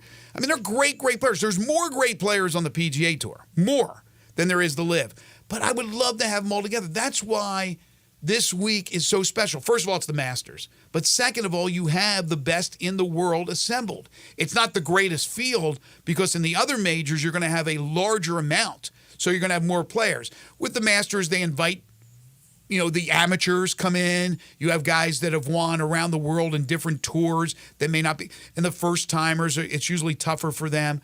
But it's still the best names, the most popular names that you're familiar with if you're just a novice to watch with the game of golf. That's why, and again, it's the Masters, the green jacket. There's nothing like it. Yeah, I've watched maybe 5 minutes of LIV golf. I have no idea what, as far as their broadcasts are like. I do know the scoreboard is a little distracting on their broadcast. The little bit that I watch it, I assume they still do the same way. I don't know. I don't notice NBC and CBS or the Golf Channel talking a lot of politics. Maybe they do. I don't know. It's not something that I as I watch it go, oh my God, I got to turn this off because they're talking politics. I mean, but again, that to each their own as far as that's concerned. Yes. Do I want to watch? I want to watch all of the best golfers play on one tour. That's the best thing. And that's the majors. It is great because they all are at those events. So yeah, it would be nice to get the tours back together and get everybody, all of the best players playing together once again so that it becomes like a major every week. Plus, there's the Tiger factor, and Tiger will at least start the tournament this week. Hopefully he's around. He makes the cut and is around for 4 rounds. The numbers are going to be up no matter what, but they're going to be up a lot if Tiger plays. Going back to, I'm just Googling about some of these numbers. Going back to the Phoenix Open, I use that as an example. It was a 35% plunge from the previous year. They drew only 2.38 million. 2.38 million. Okay? Again, you got some names there, but you don't have a lot of big names compared to the women's basketball NCAA championship that just drew 18 million. 18 million. You got 2 million. 2.38 million. Golf viewership, as Rory McIlroy said the other day, meeting the media, it is down 20% from last year. 20%. That is a big loss. And yes, you're right. Most of the tournaments, the attendance on site is pretty good. A couple of the tournaments went down, but most of them are holding, true to form. Memphis will do well because people love to go out. It's an event. It's more than just what's going on with the golf. It's having a good time, meeting up with friends, having a beer, having a nice stroll. Obviously, Phoenix takes it to another level. But the overall numbers being down hurts the overall product. They need to come together. Andrew says, I think Liv would be a little more respect if they would go to 4 rounds. The thought of an alternate professional baseball league only playing 7-inning games is hilarious to me. Yeah, and John Rahm came out the other day and said... But they would have to change the name. Like, the whole reason they're Liv is because that's 54 in Roman numerals. I don't know what 72 is in Roman numerals. That'd be what? XXII? Yeah, God forbid. It's hard to say that one. That one's hard to say. We're the new league. Well, God forbid that things aren't what they're supposed to look like despite the name. Just look around collegiate sports. The Big 12, how many teams are there? The Big 10, how many teams we got in that league? So sometimes it doesn't even matter. All right, we'll take a break. When we come back, we're talking Major League Baseball. A lot of great storylines. Kerry Miller will join us from Bleacher Report. This is Sports 56 Mornings with Greg and Eli on Real Sports Talk, Sports 56 and 98.5 FM. Join the voice of the Tigers, Dave Woloshin, for Wolo and Friends. Weekday mornings from 10 to 11 here on Sports 56 and 98.5 FM. Uncorked flavor, Corky's Barbecue. Hi, this is Jimmy Stovall with Corky's Barbecue. We have been serving up our legendary barbecue for more than 39 years, right here in Memphis, Tennessee. Whether you're dining in, picking up in our drive-thru, or serving our famous barbecue at your office or home, with Corky's Party Pack, you are the hit of the party. Barbecue pulled pork, baked beans, coleslaw, barbecue sauce, and buns, starting at only $8.49 per person. And as you know, we send plenty of food. You never have to worry about running out with Corky.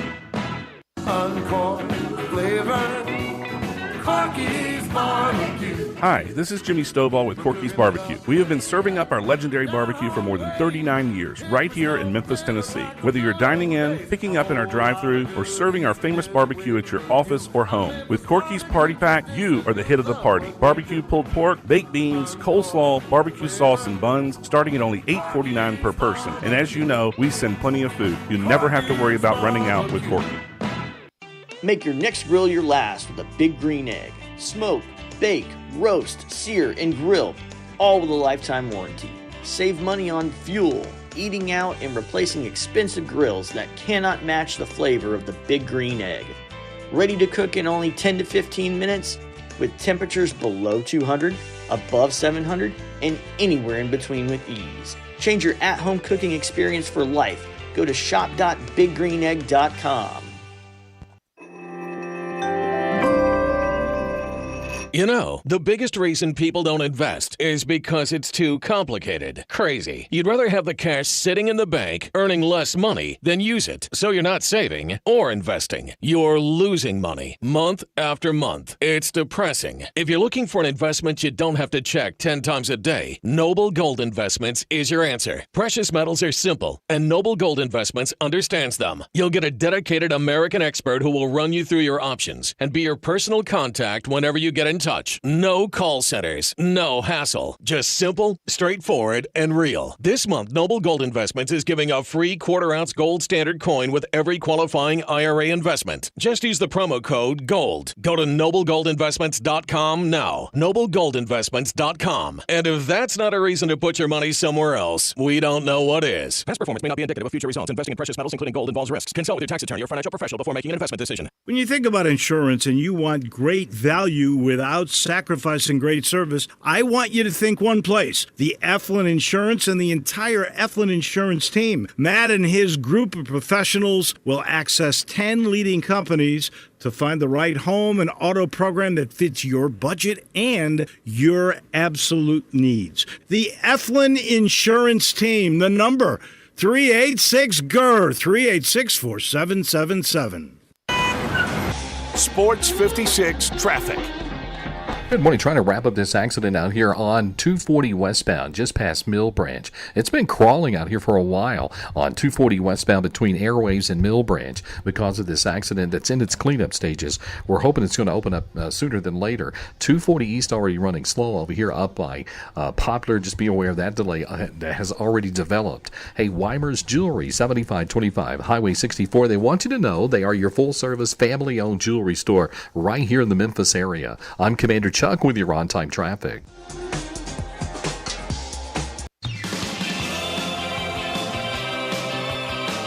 Now, back to Sports 56 Mornings. Isn't it a lovely morning? On Sports 56 and 98.5 FM. This hour brought to you by James Gaddis Jewelers. Here once again, Greg Gaston and Eli Savoy.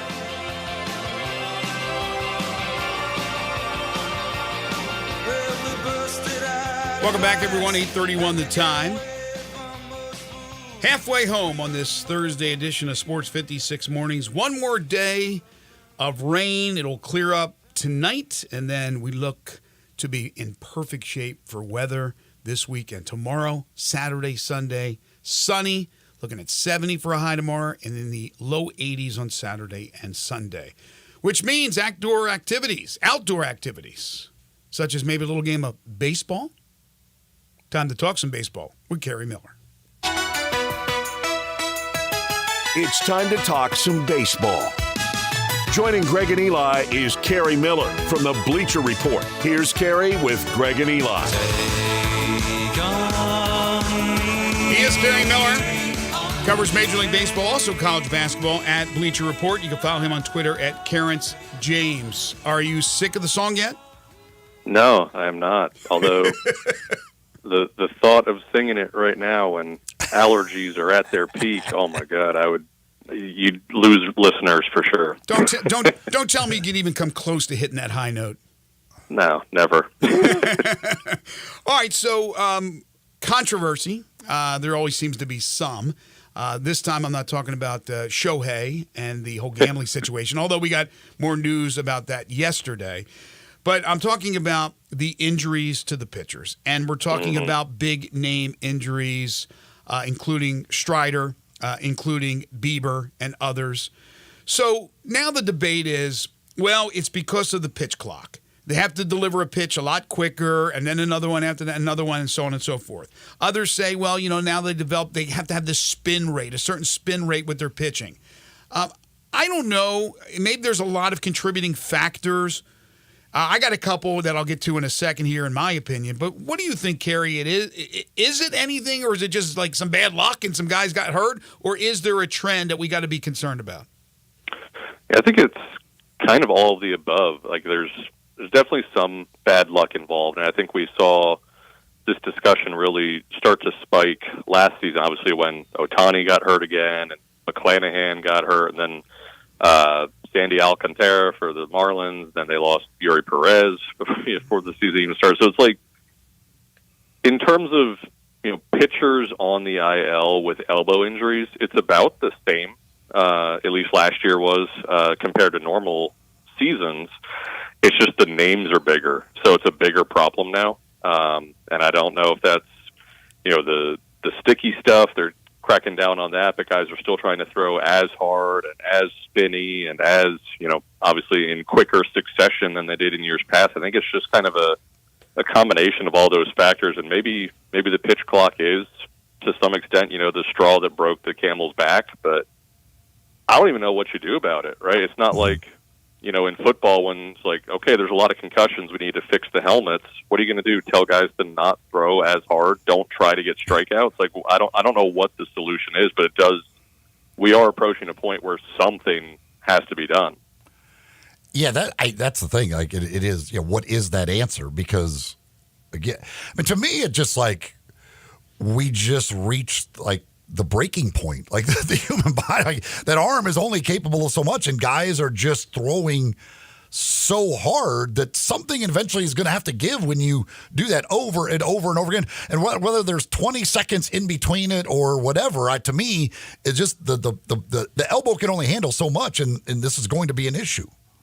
Yeah, I mean, I never threw 100 miles per hour. I never tore my UCL or anything like that. But just like, going to the gym and lifting, right? Sometimes you just need a break in between sets. If you try and push through, you're going to get hurt. So I think there is something to the pitch clock to some extent. I know that they tried it out for a year in the minor leagues before implementing it in the majors and didn't see an increase in injuries from that 1 year like in AAA, but maybe more data should have gone into it before they changed it. Maybe they should not have cut 2 more seconds off the clock when guys are, when batters are on base. I thought the pace of the game last year was great. I don't know why they were trying to trim it down by another, 5-10 minutes that they would get from those extra 2 seconds, but maybe that really has something to do with it here.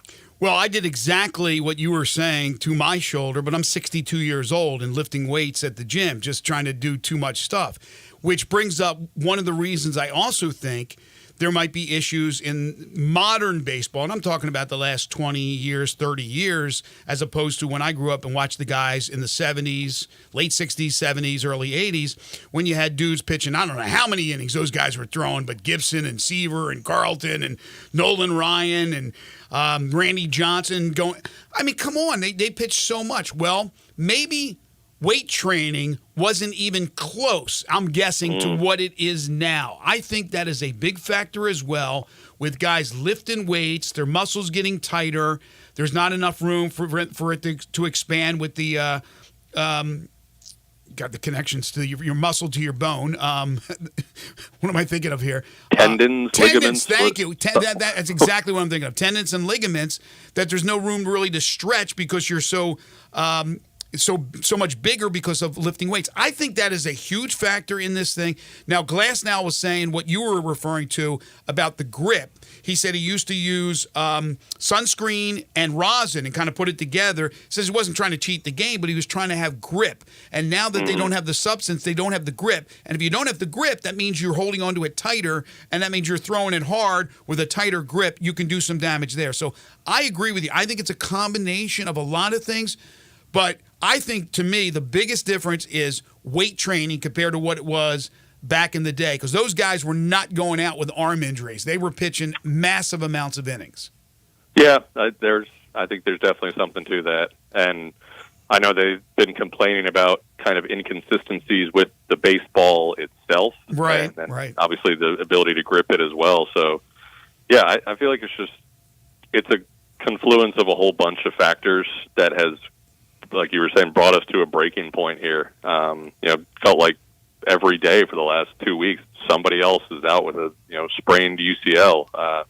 The Nationals just lost Josiah Gray. Not that that's going to keep them from making the playoffs. That was never going to happen anyway. But just a lot of aces hitting the shelf. Right.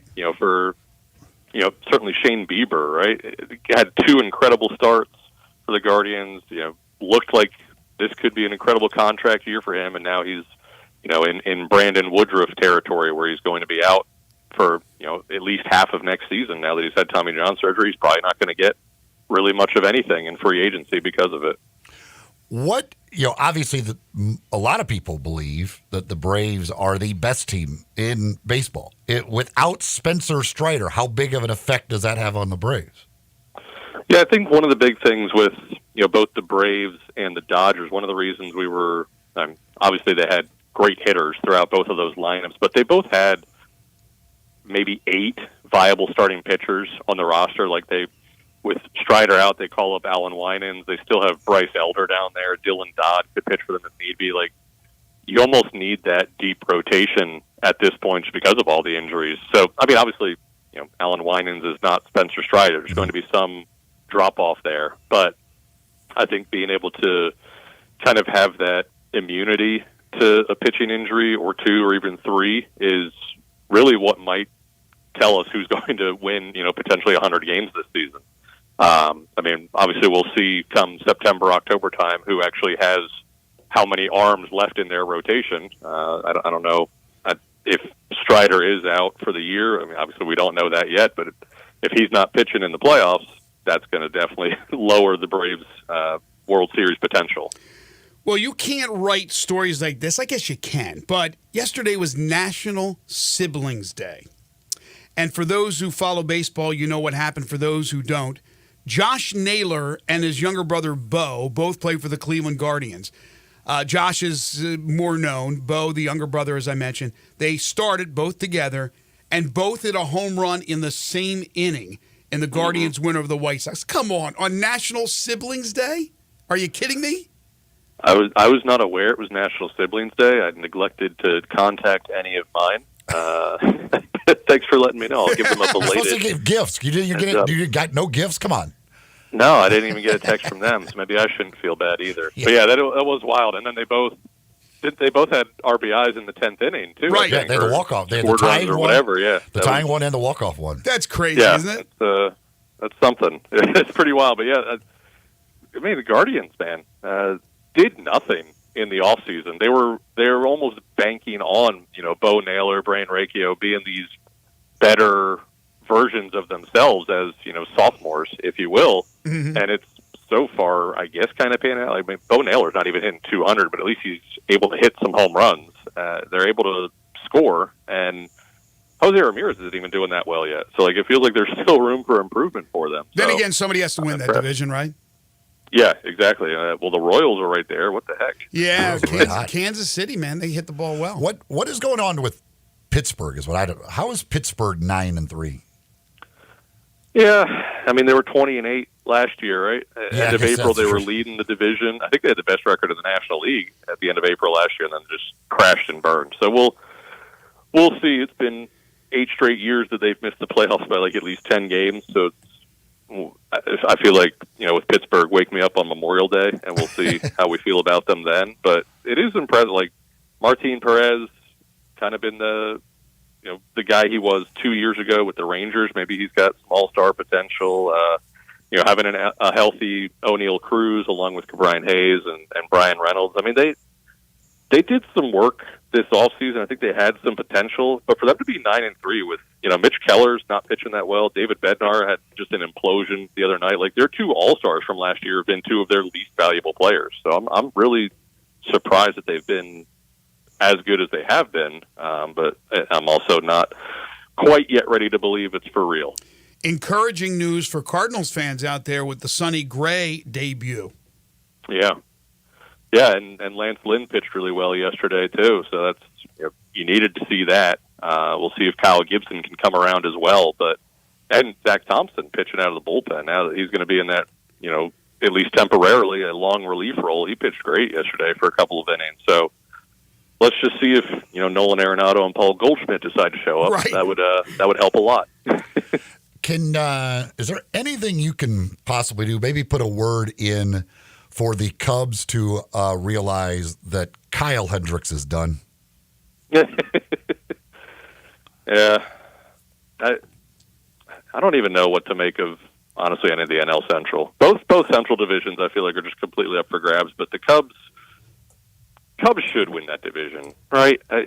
Well, their pitching even though they didn't do all that much this offseason, I feel like they, just bringing back Bellinger. I mean, Shoto's been as every bit as good as we dreamed he could have been. Yeah. I mean, right, 10 scoreless innings. That's better than what Marcus Stroman was going to give you if you brought him back. So they should be as good as last year, if not better. But yeah, letting Hendricks keep going out there, it almost he's not as old as Adam Wainwright was last year, but it's starting to get that feeling of okay, we've run out the string on this one. What are we doing here? Yeah, their bullpen's terrible. That's a big problem. And even Alzolay, who was good last year, has been bad so far this year. But Henry, it was a great story. Like, he was an unbelievable dude for a long time to do what he did without being able to hit 90 miles per hour.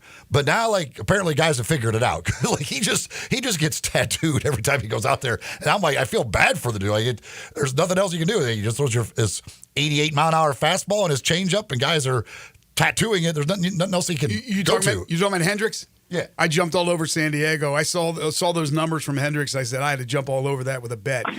Two other quick things, Kerry. How close is Scherzer to coming back? I don't know. I saw that he's ahead of schedule, right? Whatever that means. We never even had a firm timeline on when he would be back. Maybe he's back before the All-Star break. I don't know. I don't think it's imminent.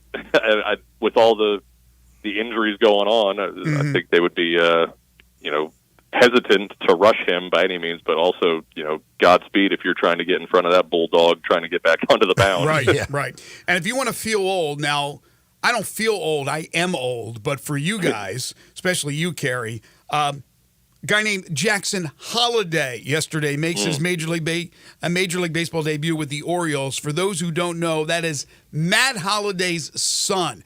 That's when you start to really feel old. Yeah, that's been hitting me on the college basketball circuit as well. All these juniors coming around. It's like I remember when your dad was playing 25 years ago. What the heck? But yeah, I don't.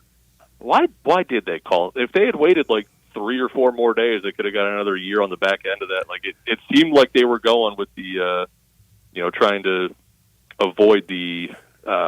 But all I could think of is load management. Now that's not what I want, but they were trying to like skirt the rules there. Yeah. If they had waited 3 or 4 more days to call them up, I don't get it. It's not like they're sub 500 or anything. But yeah, it's good to see him. I wish he would have been there on opening day. He could still be the AL Rookie of the Year, as talented as he is.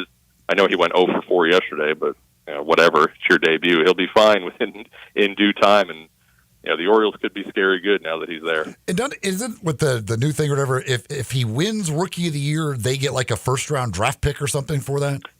Yeah, something weird that they're doing now, like the Chris Bryant rule. I think they added it the last MLBPA go-around. But, yeah, if he does win Rookie of the Year, they get another draft pick. So they got that with Gunnar Henderson last year, so that was nice. But, yeah, they should have either call him up on opening day or wait until the second half of April. I don't get it.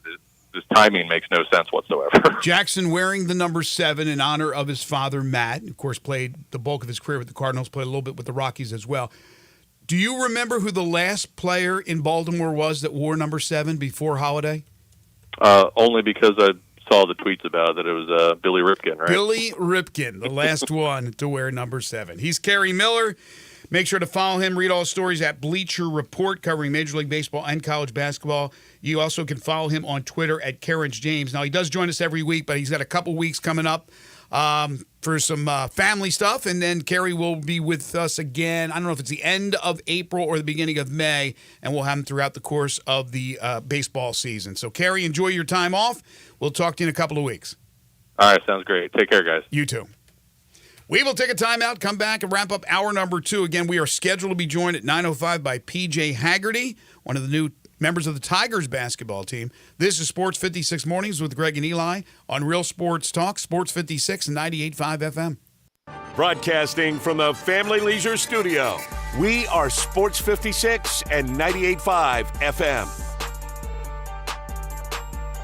Chris Price, it's so good to see you. And you have a new business? Yes, Dave. MetroBuildersMemphis.com. Have you noticed water stains on your ceiling? With storm season here, take a walk around your home or business and look up. Make sure there are no water stains signaling a leak prior to the heavy storms coming in. If you do see signs of water, call me. My team and I will come out, diagnose the problem, and prescribe a fix. Our team of Hague-certified inspectors are waiting to assist with any inspection or repairs you may need. We have 3 crews dedicated to repairing roofs in the Mid-South. As certified Owens Corning and Mule High dealers, Builders, we offer 20-year no-dollar limit labor and material warranties that offer hassle-free ownership. That's our hassle-free ownership guarantee. Allow Metro Builders team of professionals to assist you in maintaining your property's integrity and value. MetroBuildersMemphis.com. Your local commercial roof experts. Ask about our commercial roof maintenance agreements. Protect your investment with MetroBuildersMemphis.com. Call me, 901-375-1717. That's 901-375-1717. 375-1717.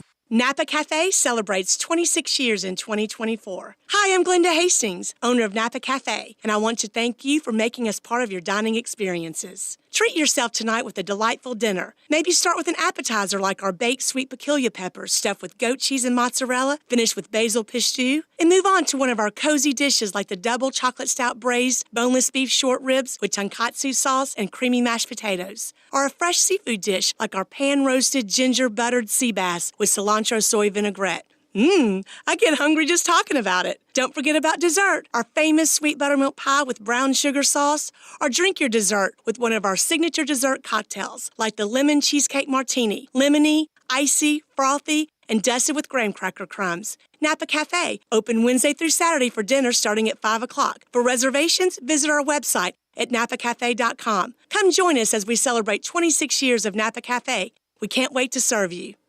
Simple, smooth, and every sip as easy as the last. Tito's handmade vodka tastes just as good with tap water as it does with your favorite mixer. Back in the day, Tito distilled, hand-bottled, taste-tested, sent to a few friends, then taste-tested again to give you the finest juice around. No frills, no flavors, no fancy labels, just the good stuff. Just Tito's. For recipes, videos, and more, visit Tito'sVodka.com. Distilled and bottled in Austin, Texas, 40% alcohol by volume, namely 80 proof, crafted to be savored responsibly. You or someone you know or care about has dealt with a difficult divorce. When facing divorce, you need the attorneys at Rice Law.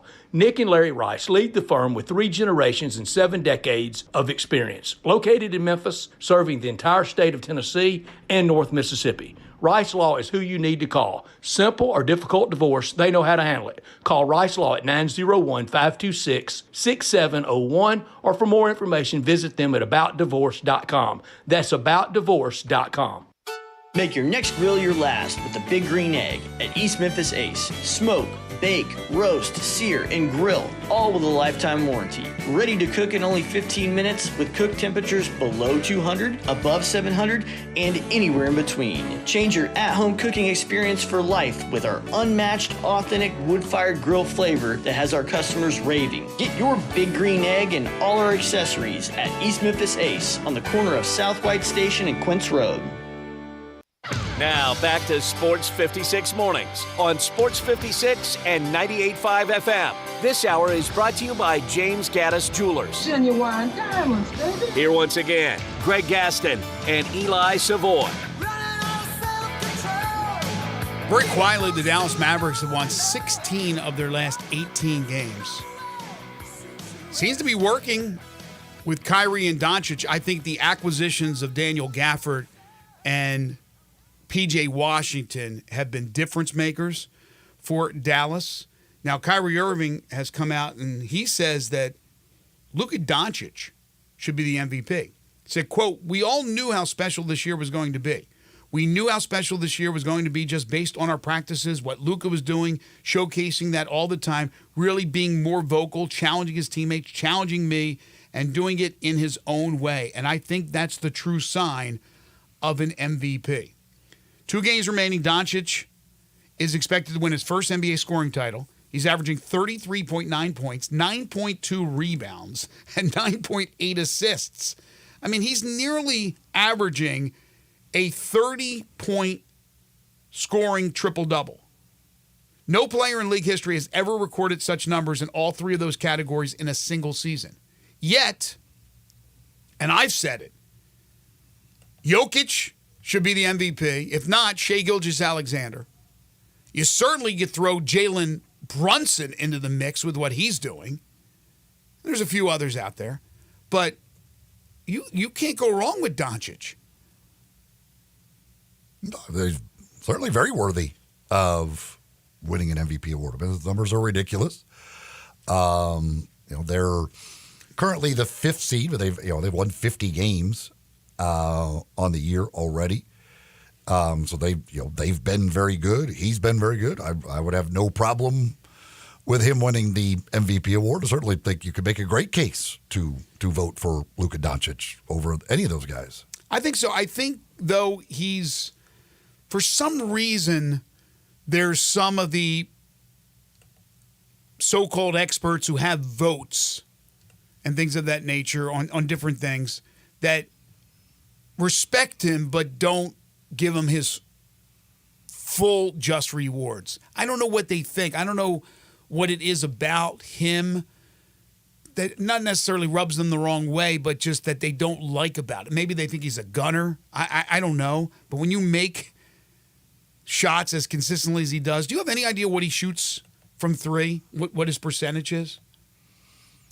I do not. I know he's been on a tear, though, lately. Because I'll play him a lot for triple-doubles. And it seems like he gets them all the time. And then you look at his three-point shooting, he's like 5 for 7, 6 for 8.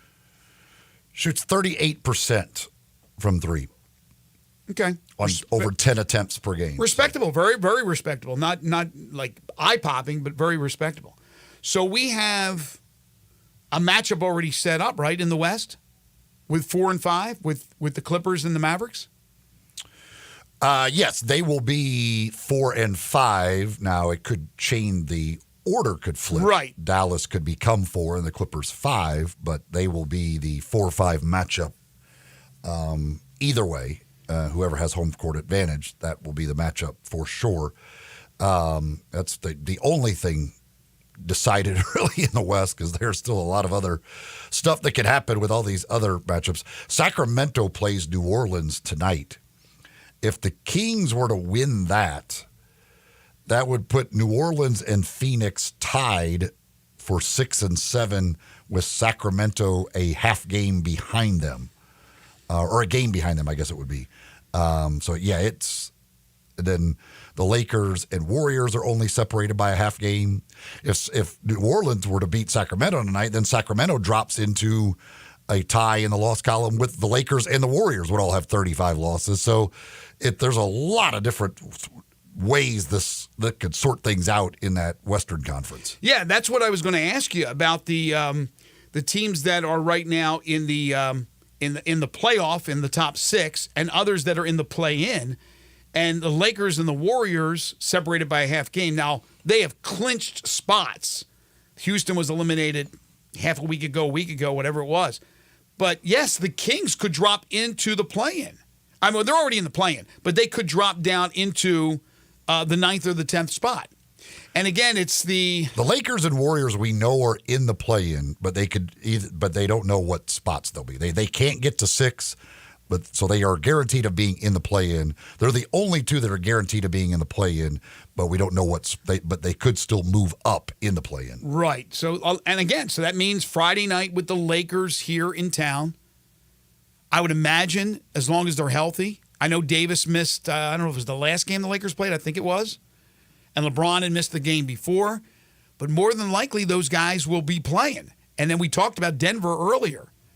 Yeah, the game for the Lakers, that game Sunday, is massive. I mean, the Lakers, if you can get into 7 or 8, is a way better spot than being in 9 or 10, obviously, because you have 2 chances to win one game rather than, in the 9-10, you lose, you are out. So, yes, they would, and also just trying to hold on, if they are in the 9-10 game, they still want to hold off Golden State to have the home court advantage in that game. So, yeah, the Lakers game for the Grizzlies against the Grizzlies on Friday is really big as far as the Lakers are concerned. Yeah, no question about it. All right, we'll take a timeout. 2 hours in the books. Coming up, our final hour, we are scheduled to be joined by P.J. Haggerty, one of the Tigers' new basketball additions. That'll be coming up at 9:05, so right around the corner. This is Sports 56 Mornings with Greg and Eli on Real Sports Talk, Sports 56 and 98.5 FM.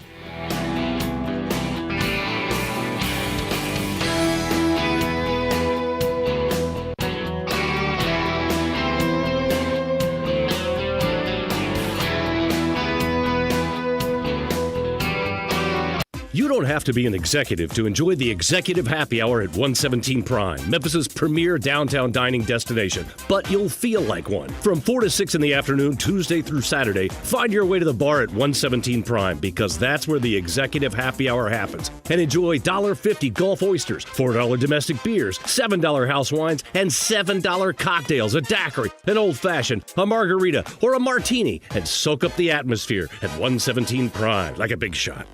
There's an institution in East Memphis that I love talking about. It's the Spirit Shop at 4848 Poplar Avenue, right down the street from Clark Tower, and it looks like a log cabin. It's been around Memphis since 1969 with a family-owned, friendly, knowledgeable sales staff that is just a wonderful place to go. I love going in and talking wine or bourbons, and they've got such great selection. So if you've not visited the Spirit Shop in a while, it's been remodeled. You'll love what you see when you need spirits. Tell Eddie Wollo said hello. Hey, baseball fans, go yard with BetMGM, the king of sportsbooks. All season long, we're offering top odds on your favorite home run bets, shared $50K Grand Slam jackpots, fast and convenient ways to play same-game parlays, special boosts and tokens, and so much more. From the first pitch to the game-winning fireworks, there are more ways than ever to supercharge your excitement. Whether you want to combine multiple bets for the chance at a bigger payout or place a live bet as the game unfolds, BetMGM has all the home run betting options you could need. Download the BetMGM app, head to the ballpark, and get your piece of MLB action. BetMGM is an official partner of Major League Baseball. BetMGM and GameSense remind you to play responsibly. See BetMGM.com for terms. 21 years of age or older. Tennessee only. Subject to eligibility requirements. Rewards or non-withdrawable bonus bets that expire in 7 days. Gambling problem? Call or text the Tennessee Red Line 800-889-9789. You watch sports. You listen to sports. Now let's talk sports. Are you a huge sports fan with always something to say but only a few listeners? Well, not anymore, because Sports 56 is opening the airwaves overnight. From 12 midnight till 6 a.m. for people like you to talk sports during your own 1-hour radio talk show on Sports After Dark. That means for 1 hour, you can tell us what's really on your mind regarding sports. Your favorite sports team, your favorite player, discuss pre-games, post-games, all games. Let's talk. Orientation is required. Interested applicants must contact the podcast center at gmail.com or call 901-468-3097.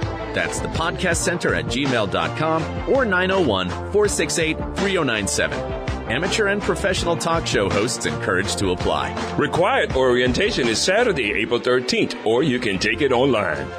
This Sports 56 traffic report is brought to you by Luttrell Building. They keep you moving. Sports 56 traffic. Good morning. It's finally moving a lot better over here now on 240 westbound as you make your way past Mill Branch. That's been a pretty slow go for a while. Again, on 240 westbound. Give it a little bit more time and it should start to thin out a lot better between Airways and Mill Branch. Going westbound on 240. It's still a little bit heavy over here on 240 east trying to get past Poplar. That could run heavy and slow over there throughout the day. 24/7 reliable crane and rigging services right here in Memphis. Tomahawk Crane and Rigging. I'm Commander Chuck with your on-time traffic.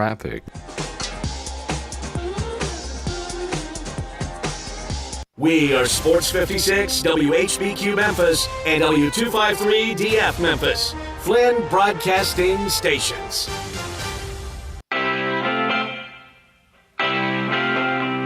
Now back to Sports 56 Mornings on Sports 56 and 98.5 FM. This hour brought to you by Jenkins Floors and More. Here once again are Greg Gaston and Eli Savoy. Welcome back, everyone. 9:03 the time. Hour number 3 here on Sports 56 Mornings, the Thursday, April 11th, 2024 edition. Greg Gaston, Eli Savoy, and Zach Boyd. Currently, it is 55 degrees. It will get up to 70 today, but we continue to see rain. Could be heavy at times, but it will start to dissipate early in the afternoon. It'll be cloudy for the most part, and then tonight it will clear up with a low of 47 tomorrow, and the weekend looks to be absolutely spectacular. Sunshine, high of 70 tomorrow, high in the low 80s on Saturday and Sunday. The gates are open at Augusta National. The patrons The fans, take that, Augusta. The fans are allowed in. They were just showing Jack Nicklaus and Gary Player and Tom Watson on the driving range. How many range balls you got to hit to go hit one shot, you think? Those guys, they probably hit a whole bag. It's so important to them to make sure it's a good shot, even at their age. You talk about 3 of the most competitive golfers there's ever been, 3 of the most successful golfers there's ever been. Yeah, they're loosening up. They're doing whatever they can. I mean, Gary Player is the oldest of the 3. How old is he now? The Black Knight. What is he, like 88 or something? I don't know, but he still looks like he's in unbelievable physical condition. Like Jack, I feel like it takes a little while probably for him to get loose. Gary Player, I think he's ready to go. He's 88. Yeah, 88 years old. He was born in 1935, for goodness sakes. Now, I saw the same year as my dad. Champions Dinner photo, and Jack finally looks like really, really old. Like, to me, every year he comes to the Masters, and they do an interview with him. You know, he's old, but he's Jack. He didn't look like Jack. He looked like a much older guy, whereas, Player, again, still at 88, you think he's going to go up there? He's like Dick Van Dyke. He's going to be there and dance on the on the rooftops like in Mary Poppins or something like that because he's such a great athlete. It looks like it is very windy there, and that's supposed to be the case today, and I think tomorrow as well. Winds are supposed to be a bit of an issue, so that we'll see how scoring goes. Obviously, the course is going to be extremely soft after the rain they've had come through. Will not get the first round completed today, and there is a forecast for some more rain possibility this afternoon. I don't know if it's more storms that will halt play or if it's just rain, but going to be a tough day for folks today. And again, I think wind is supposed to be pretty high. The winds are supposed to be pretty high again tomorrow. So the first couple of rounds could be tough goes. Yes, but the weather, like it is here in Memphis, is going to be spectacular this weekend, and the weather's supposed to be very, very nice at Augusta as well. So, again, you get through that initial day and a half. Again, more than likely, there won't be too many completing their first round. And, again, if the weather's tomorrow, you're fine, except if you're older or you're coming off an injury, as Tiger Woods is, really both, to be honest with you, old in golf years and coming off the injury, then it's a lot tougher when you have to play, let's say, 25 holes as opposed to playing 18 holes. Because for those who don't know, they've never been to Augusta National, TV doesn't do it justice as far as how hilly it is. Because it is they call it one of the toughest walks that they have on tour. A lot of courses are flat. Those Florida courses are flat. There's some hills out in California. But this one is certainly one of the more hilly walks for the professional golfers. Without further ado, he's one of the new members of the University of Memphis Tigers. Last year had an outstanding year at Tulsa. He was the unanimous American Conference Freshman of the Year. He's the 6'3", 195-pound guard. He's P.J. Haggerty, and he joins us now on Sports 56 Mornings. Good morning, P.J. Thanks for joining us. Good morning. Thank you for having me. Well, good news for Tigers fans. I know they're excited, especially with watching you play last year at Tulsa. You had such a good season. I guess the first question is the obvious question. You jumped into the portal. Why Memphis? Coach Penny was one of the first coaches to reach out to me in the portal, him and Coach Stansberry. So just speaking to them throughout the process and then just taking a visit, and they all just told me what I wanted to hear and things like that. Why, when you went to TCU and then transferred to Tulsa, why was Tulsa the spot for this past season? I think it was the best situation for me as a basketball player and a person, just to grow and just get better and things like that. I think I picked the right spot. So you had, I'm assuming, a lot of opportunities here once you jumped into the portal, a lot of schools reaching out for you as you ended up deciding to go to Memphis? Yeah, it was, I'm sure it was like 20 plus 30. But yeah, I decided just to go to Memphis though. Why did you think about maybe taking more time with the decision to visit these schools, or was it just such for you clear that Memphis was the right place that you wanted to go ahead and get it out of the way? Yeah, I had plans of taking other visits, but once I went on my visit to Memphis, I knew that's where I wanted to be. And then talking to Coach Penny, Coach Stansberry, and them just showing me around and telling me how I fit the system. I took like a week to think about it, and then that's where I wanted to be at. So I decided to commit. Are you here? I assume you're here? Nah, I'll be there at the end of the month, or in the next month. Okay, so at the end of the next month, so have you actually seen the facilities yet, or the arena, FedEx Forum, where, of course, the Grizzlies play and the Tigers play? Have you been there at all? Yeah, I've seen all that. What do you think? Nice. It's awesome. I mean, to play in a NBA arena every home game, I mean, it don't get no better than that. And the practice facilities, they're off the charts, so that's also great, too. What kind of, for folks, obviously, that follow the Tigers, saw you for Tulsa this year, but for folks that don't know, what kind of player, how would you kind of describe your game? Me, I'm an exciting player. I mean, I take a lot of tough shots, but I also get my teammates involved, and I do anything to win. That's me as a player, to be honest. Score, pass, rebound, defend. Yeah, all that.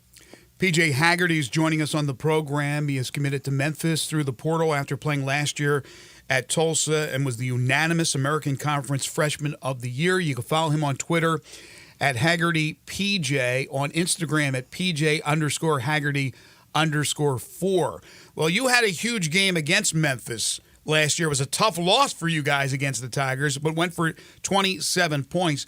But I think one of the things that sticks out, and I would imagine that Penny, if he was on with us, would say the same thing, is, as you just said, you're an all-around player. Yes, you could score. Yes, you could distribute. But you played defense, and that was a bit of a problem for Memphis last year when in years past with Coach Hardaway, they have hung their hat on defense. So if you wouldn't mind talking a few moments about, taking pride into playing defense in a day and age where it's all about offense. I take a lot into defense. I mean, defense, like everybody say, wins championships. I feel like you can score as much as you want, but if you can't stop the other team, I mean, you don't really have a chance of winning. So, and Coach Penny talked to me about how big he was on defense, and then I took consideration in that because I want to become a better defensive player also this year coming up. Yeah, just things like that. What other parts of your game do you feel like you need to improve on? Me, as a basketball player, I don't really think there's one thing I can improve on. I try to just get better at everything as I work out every day and things like that. So it's just not like one thing. Might get better at everything, to be honest. You were able to get to the free throw line a ton, average 10 free throws a game. Why is that? Is that something you've always had, being aggressive and able to get to the free throw line through your career? Yeah, I mean, I watched basketball a couple times. I watched some of my favorite players, how they able to draw fouls, and I just kind of picked up on some of it, and then it just came a little natural. And plus, it's free points, so it's always good to get free points. Who are some of those players that you watch and you emulate? Like Jalen Brunson, C.J. McCollum, Luka, just people like that with high IQ and a lot of skill. Yeah. That's important. Yeah, you're absolutely right. High IQ basketball players. So with Penny and when he talked to you about coming to Memphis, what other things did he say to you? I mean, other than, you're going to play in an NBA arena, you got some of the best facilities in the country. What other things did he try to sell you on? Really, it was a team, just saying how he was just going to recruit a lot of guys out the portal to build a great team that could be a Final Four type of team, and just things about me, just how he could help me as a basketball player on and off the court. Because, he's been through the NBA experience, which is where I'm trying to go after. Right. College basketball. But, yeah, just help me here. Just help me get better with everything as a basketball player, winning, just things like that. in today's basketball, you're rare because this past year, you didn't attempt a whole bunch of threes, at less than 3 a game, which in today's world of basketball for guards, seems almost crazy. Do you want the 3-point shot to be a bigger part of your game? Yeah, it will be. I think my role on this team last year was a little different.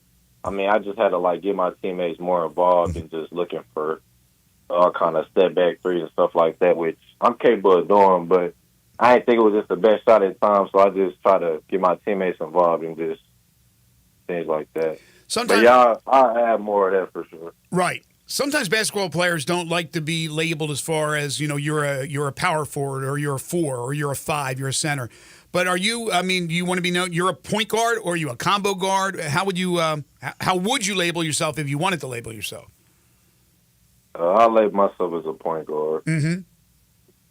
So this team, as you said, as Penny told you, will be a completely new team from the team you went up against last year in Tulsa.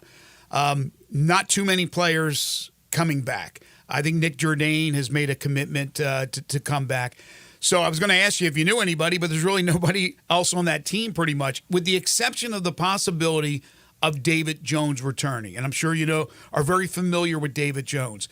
Is there a chance that you may reach out to him to see if, because I know he's contemplating whether or not to keep his name in the NBA draft and maybe try to turn pro or come back for another year.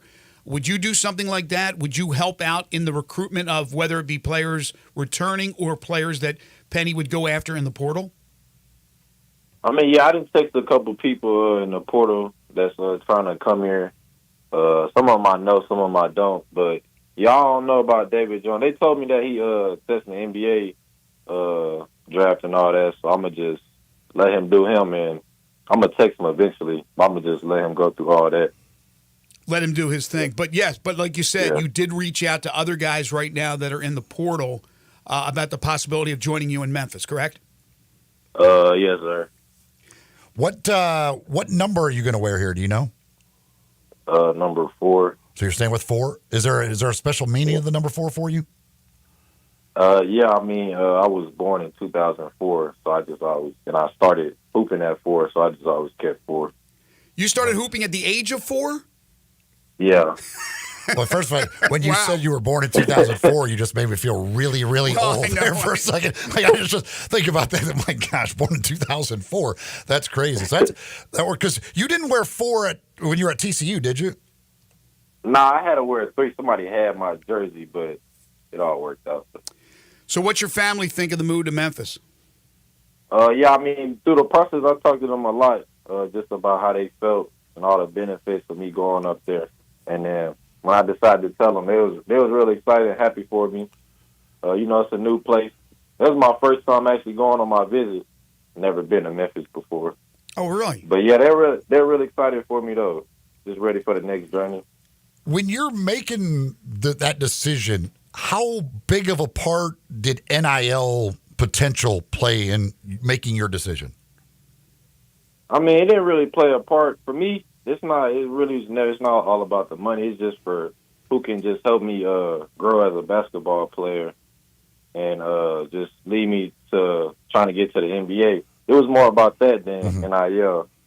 But, I mean, it didn't really play a part into me. It was just finding that best fit. Yeah, you're looking at the payoff in the end. The payoff for everybody that plays college ball, big-time college ball, is looking to get to the association, man. That's the ultimate goal, and that makes an awful lot of sense. The thing is, it was interesting last year, PJ, with the team. While there was a lot of talent, and everybody knows Memphis at one point was number 10 in the country, and then faded, there was always the question of whether or not those players that came in, especially the one-and-doners, came in and embraced the city. As you probably have learned already from Penny and Rick and others, that Memphis, this city and this community goes gaga over basketball, and especially with the Tigers and, of course, the Grizzlies. So they're looking at players that even if they're here, and hopefully you'll be here for a few years, but you come here and you embrace the city, embrace the community, and kind of embrace the history of the program. Do you think you can do that, and you expect to do that? Yeah, for sure. Expect to embrace the city of Memphis. I mean, I want to just bring a lot of fun on the basketball side.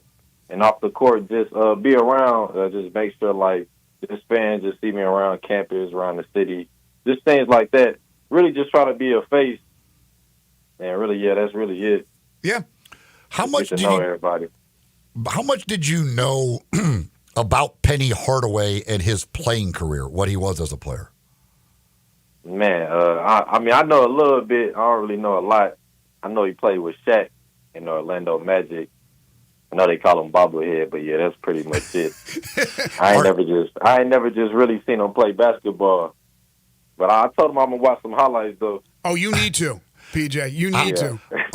Are you a Ja Morant fan? Yeah, I actually like Ja Morant. Well, here's the thing. But yeah, he's a great player. With that association of sharing the same arena, there has always been a great association between the University of Memphis basketball program and the Grizzlies players themselves.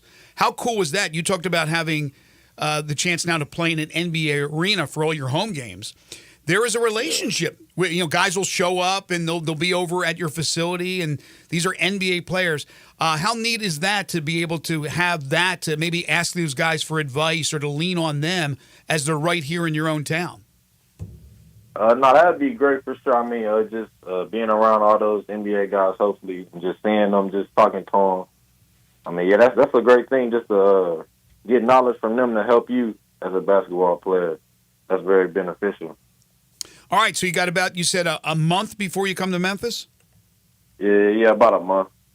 And what are you doing like each day to prepare? Are you working hard on the court as far as getting ready, or is this the time to take a little bit of time off before you get going? What's kind of your regimen as far as working out? I've been working out pretty hard. I mean, I ain't been trying to go too hard, just because after a long season, it was a long season for me. I'm just trying to do like light stuff, but still work out hard, but progress as like the months go on and things like that. Well, I know the fans are excited. I mean, basketball again is first and foremost in their minds, and when they get some good news about Tigers basketball, they are pretty excited. And I know they're excited about you, PJ, coming here to Memphis and being a part of this program for at least this upcoming season and hopefully a few seasons after that. He's PJ Haggerty, new Tigers guard. Again, make sure to follow him on Twitter at HaggertyPJ. We look forward to you coming to Memphis and meeting you in person, PJ. Thank you so much. I appreciate y'all. Take care.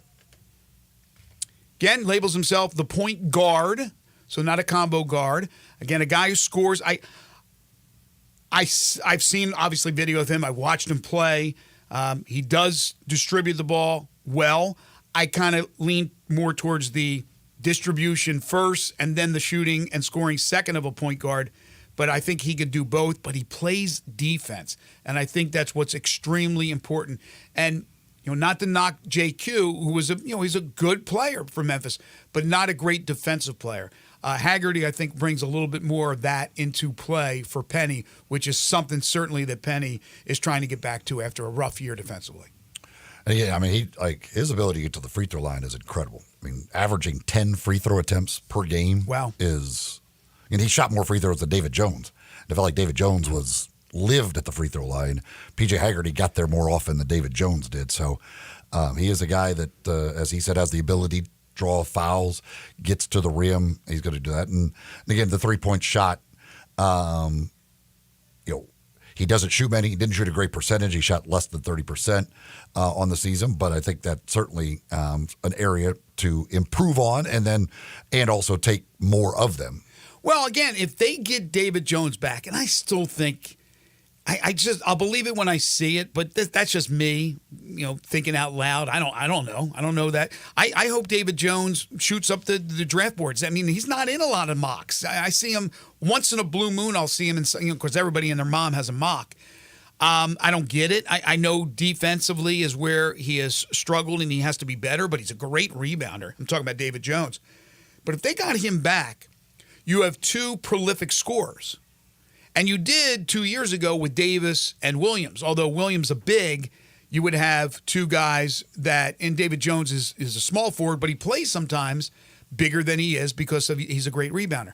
So you'd have two guys that I think that's where the bulk of your offense would come. Now, Penny has to if he can get a knockdown 3-point shooter, to go with those guys, and then you got Dane Danger and probably a couple other bigs that you'll go out and get. I mean, you're looking pretty good, but I wouldn't put all my eggs in the one basket that David Jones is coming back. But you got a good start in recruiting with the big guy Danger at 6'10" and Haggerty with what he can do. The other thing about Haggerty this past season, he didn't shoot the three ball well. Again, he didn't shoot very many of them. Shot 54% on 2-point shots, which for a guard, I mean, he has the ability to get to the rim, shoot high percentage, draw fouls, but 54%. For instance, David Jones shot less than 52% on 2-point shots. Right. Javon Quinterly shot 46%. Like a lot of these guards are shooting in the 40s. He shot 54% on 2-point shots, which tells you, again, he can get to the rim.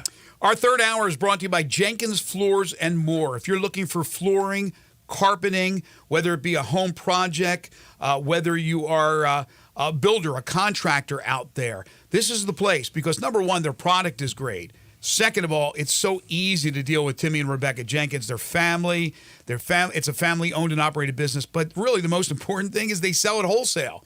So there's no middleman. You're going to save lots of money. They're located at 6 East Commerce in Hernando, Mississippi. They have another store in Little Rock, a store in Cleveland, Mississippi. And again, they're looking at coming into the Memphis area. But it is a hop, skip, and a jump from anywhere in the metropolitan Memphis area to go down to Jenkins Floors and More to check out their huge warehouse. They have everything. SPC, WPC vinyls, which are scratch-resistant and waterproof. You can't beat that. They have ceramic and porcelain tiles.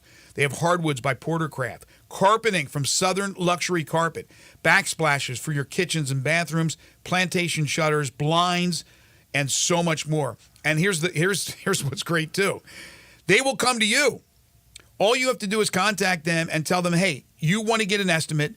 You want them to bring samples. They'll come to your home, wherever it is. All you have to do is contact them at 662-469-9350. That's 662-469-9350 for Jenkins Floors and More. They're open Monday through Saturday. Again, if you're in that area or, like I said, a quick trip from anywhere in the Memphis area, head on down and go see them in person in Hernando at 6 East Commerce. Again, for residential, for commercial, so homeowners, contractors, do yourself a favor, see what Jenkins Floors has to offer. Let them come out and give you that free estimate. Great family, great service. It's Jenkins Floors and More. All military, first responders, 10% off. Sports 56 listeners ask about their family discount at Jenkins Floors and More. We'll take a break. We got 30 minutes to go. We got open lines now. If you want to hit us up on the Sissy's Log Cabin listener lines, 901-360-8255. Call in or text in. You're tuned in to Sports 56 Mornings with Greg and Eli on Real Sports Talk, Sports 56 and 98.5 FM. Broadcasting from the Family Leisure Studio, we are Sports 56 and 98.5 FM. Make your next grill your last with a Big Green Egg. Smoke, bake, roast, sear, and grill, all with a lifetime warranty. Save money on fuel, eating out, and replacing expensive grills that cannot match the flavor of the Big Green Egg. Ready to cook in only 10 to 15 minutes with temperatures below 200, above 700, and anywhere in between with ease. Change your at-home cooking experience for life. Go to shop.biggreenegg.com. If you need bold banners to boost your business, but you're on a budget, think Staples. Posters, flyers, signs, and menus for less? Think Staples. Staples can print anything you need to move your business forward. Now at Staples, save $50 on your print purchase of $150 or more. Same-day service available on hundreds of items if you order by noon. And all backed by Staples' Print Perfect guarantee. So it's done right or it's printed again free. Staples, your local print and marketing expert. N61, visit staples.com/print for details. Nestled in the heart of East Memphis, located corner of Park and Cherry, is a beautiful residential neighborhood. I'm here at Town Village Audubon Park interviewing a new resident, Carolyn. Share with us why you chose Town Village. Well, if your parents or special friends need to make that big move, let me share with you my experience. It was tough for me to leave home, but then I discovered Town Village. I would like to highly recommend Town Village to you and your loved ones. After looking at all the amenities and meeting all the people and staff, I was hooked. from restaurant, bistro, 3 meals per day, housekeeping, transportation, security, health care, physical therapy, exercise room, and even a heated pool and spa. Come see us and make your new home at Town Village. Visit us and call Daniel at Town Village Audubon Park at 901-374-7342. There's no place like home, Town Village. You watch sports. You listen to sports. Now let's talk sports. Are you a huge sports fan with always something to say, but only a few listeners? Well, not anymore, because Sports 56 is opening the airwaves overnight.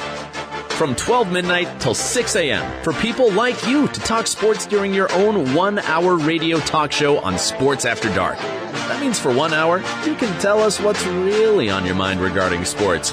Your favorite sports team, your favorite player, discuss pre-games, post-games, all games. Let's talk. Orientation is required. Interested applicants must contact the podcast center at gmail.com or call 901-468-3097. That's the podcast center at gmail.com or 901-468-3097. Amateur and professional talk show hosts encouraged to apply. Required orientation is Saturday, April 13th, or you can take it online. Grizz Nation, get loud for your Memphis Grizzlies when they host LeBron James and the Los Angeles Lakers tomorrow at 7 p.m. Don't miss this Western Conference Showdown live at FedEx Forum. Get your tickets today at Grizzlies.com. Now back to Sports 56 Mornings on Sports 56 and 98.5 FM. This hour brought to you by Jenkins Floors and More. Here once again are Greg Gaston and Eli Savoy. Well, after their weather delay this morning, the Masters should be getting underway officially right now. As we speak, is Eric Van Rooyen and Jake Knapp playing a twosome, will be the first group off, and their tee time was 9:30 Central Time. So one of them should have a ball in the air just about as we speak, as things get underway down in Augusta on a wet and windy day down there, a lot like it is here. Some of the other updated tee times now as you go through the day. By the way, the Gary Woodland story is amazing. Remarkable. I mean, the dude had brain surgery 6 months ago, and he's playing in the Masters. It's absolutely unbelievable what he has gone through, and the idea that you could be out there playing in the Masters 6 months after brain surgery is crazy. Well, he thought he was dead. I mean, he thought he was dead man walking. And the story, to hear that story yesterday, he's out there with his family during the par 3 contest, just remarkable. He goes at 10:18 this morning. Some of the premier groups, Phil Mickelson, Tony Finau, Sepp Straka, they will go at 11:06 Central Time. You expect Phil to have another good showing? I don't expect him to finish second again, but I mean, good showing. He loves playing on that top 10, golf. top 15? He loves playing that golf course. He does. And he plays well there, so wouldn't be surprised at all to see him in top 20 or so. Ricky Fowler, Patrick Cantlay, Minwoo Lee, they're at 11:36. Hideki Matsuyama, who I really like this week, Will Zalatoris, and Justin Thomas are at 11:48, followed by John Rahm, Matt Fitzpatrick, and Nick Dunlap at 12 o'clock Central Time. And then Scotty Scheffler, the prohibitive favorite, playing with Rory McIlroy and Xander Schauffele. They go off at 12:12 Central Time. Wyndham Clark, Victor Hovland, Cameron Smith right behind them at 12:24.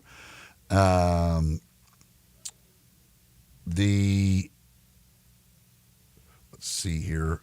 My kind of not a real dark horse because he hasn't won a major. He's not won a Masters, but guy that I like this week is Shane Lowry as well. Yeah, I was thinking about Shane Lowry. There's a lot of people that actually like him. He goes at 154 today.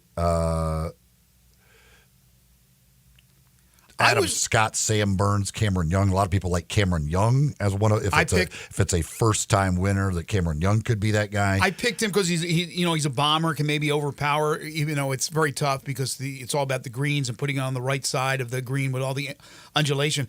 But when I made my picks, I also took into consideration what time the tee times were today, in conjunction with when they would go off tomorrow with the weather being nicer tomorrow. And so there was a lot of strategy I went into my picks. It wasn't just straight up, I think this guy can win because of the weather they're going to deal with. And again, Tiger now, his new tee time, 2:54 Central Time this afternoon. He will not complete his first round today. He is playing with Jason Day and Max Homa. And again, they might be playing in some more rain this afternoon. Right behind them is Brooks Koepka with Brian Harmon and Tom Kim. Jordan Spieth is playing with Ludwig Ober, another guy, a young guy that a lot of people like, and Sahith Theegala, who's another one that a lot of people like as possibly a first-time major winner. And then the final group of the day at 3:30 Central Time is Dustin Johnson, Colin Morikawa, and Tommy Fleetwood. And they will not be able to complete round one today. We'll see how many are able to complete it and how many have to go back out tomorrow to finish round one. But it is officially underway after the delays because of thunderstorms this morning. I know you should never, ever, ever doubt Tiger Woods. I mean, it was pretty amazing what he did in 2019, was it? Mm-hmm. But I doubt him. I was just, there was a big but in there. And I like big butts, and that's not a lie. If everything comes together, this is the quote from Tiger from the other day. If everything comes together, I feel like I can get one more. There's just no way. Well, it already hasn't come together because the weather has not come together. Like that would have been a big part of it, because this weather is a nightmare for him. But even if it was beautiful for 4 days, I'm sorry. I know Jack in 86. I know Tiger in 19. I understand these things. And when they're the greatest of the greats, it's hard to doubt. But, I mean, this guy, his physical limitations from the injuries, severe injuries, the car crash, I don't see it. Now, you're never going to change. They're so competitive, their mindset, right? It has to be that way. So I don't fault the guy. I mean, he's going to say that, and he should say that because he's Tiger freaking Woods. But there is no way. If Tiger Woods won this Masters, first of all, it dwarfs 2019, but he's 48, all kinds of problems physically. He talks about being in pain all the time. Best field in the world, one of them. And he won this year. How great a story that would be. I mean, you basically would blow the Caitlin Clark story out the window. And her story was amazing this year. And what she did basically single-handedly for women's basketball and women's sports. But Tiger Woods, that ain't going to happen. It's just not going to happen. But if it did, man. It's not going to. Again, I don't believe he will finish this tournament. Even if he makes the cut, I don't believe he'll finish it. I wouldn't be surprised if he doesn't even make 2 rounds. I go back to what I said last year and what I said at the beginning of this year. He was trying everything he can to try and break this record. I think if whether he breaks the record or not, makes the cut or not, I don't think we see Tiger Woods the rest of the year. I don't know many more times we see Tiger Woods ever again in a competitive golf tournament. I think he wanted this record badly. Did everything he can to be here and give himself that opportunity to have this record all to himself, but I just don't think physically he can do it. How many players, and I'm not asking you specifics, I know you didn't go down every player, but generally, how many players have a chance to wear the green jacket on Sunday? I think it's probably 30 or 40. There's 80-something in the field, right? 80, I think it's 80, 88, 89, something like that. So you're saying less than half, which I think is accurate. I think it's 89 because there's one twosome. So I think it's 89. So if we rounded off, said 90, 30 would be a third. And you're saying 30 to 40. I think that probably makes sense. I mean, I know first-timers. There's like 30 that don't have a chance whatsoever to win it.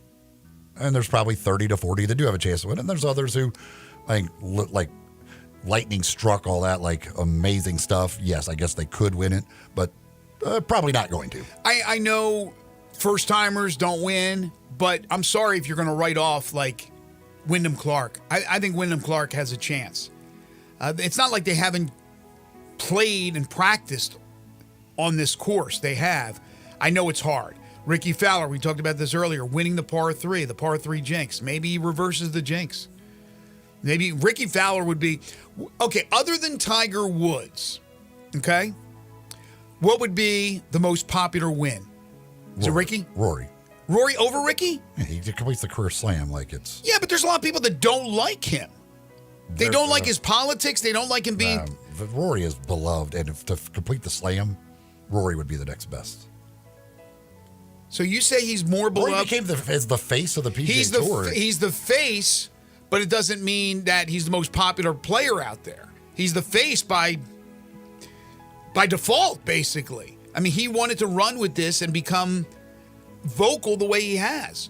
You know, Ricky, though, has an unbelievable following. It may have fallen off for those few years when he just kind of disappeared, but the last few years he's gotten back his game.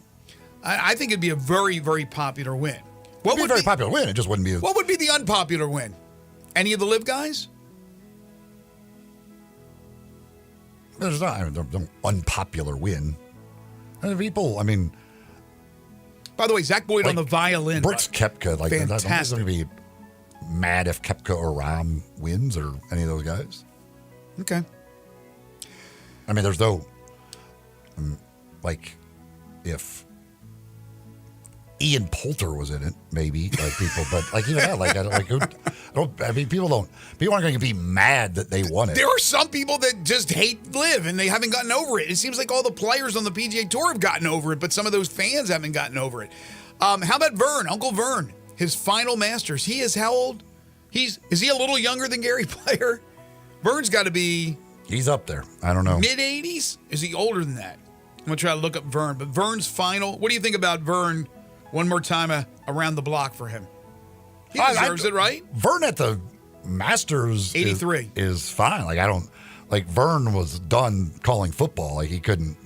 That wasn't work. But calling golf at the Masters, like, I have no problem with Vern. Like, I think Vern's Vern. I mean, his voice is still one of those that when you turn it on, it's becomes synonymous with the Masters. We're going to talk some college football, little NFL, little college football portal is what I want to talk about here as we continue in spring football. But things are winding down. The Grove Bowl this Saturday in Oxford. The Tigers will have their spring game a week from Saturday. We'll do that when we return. This is Sports 56 Mornings with Greg and Eli on Real Sports Talk, Sports 56, 98.5 FM.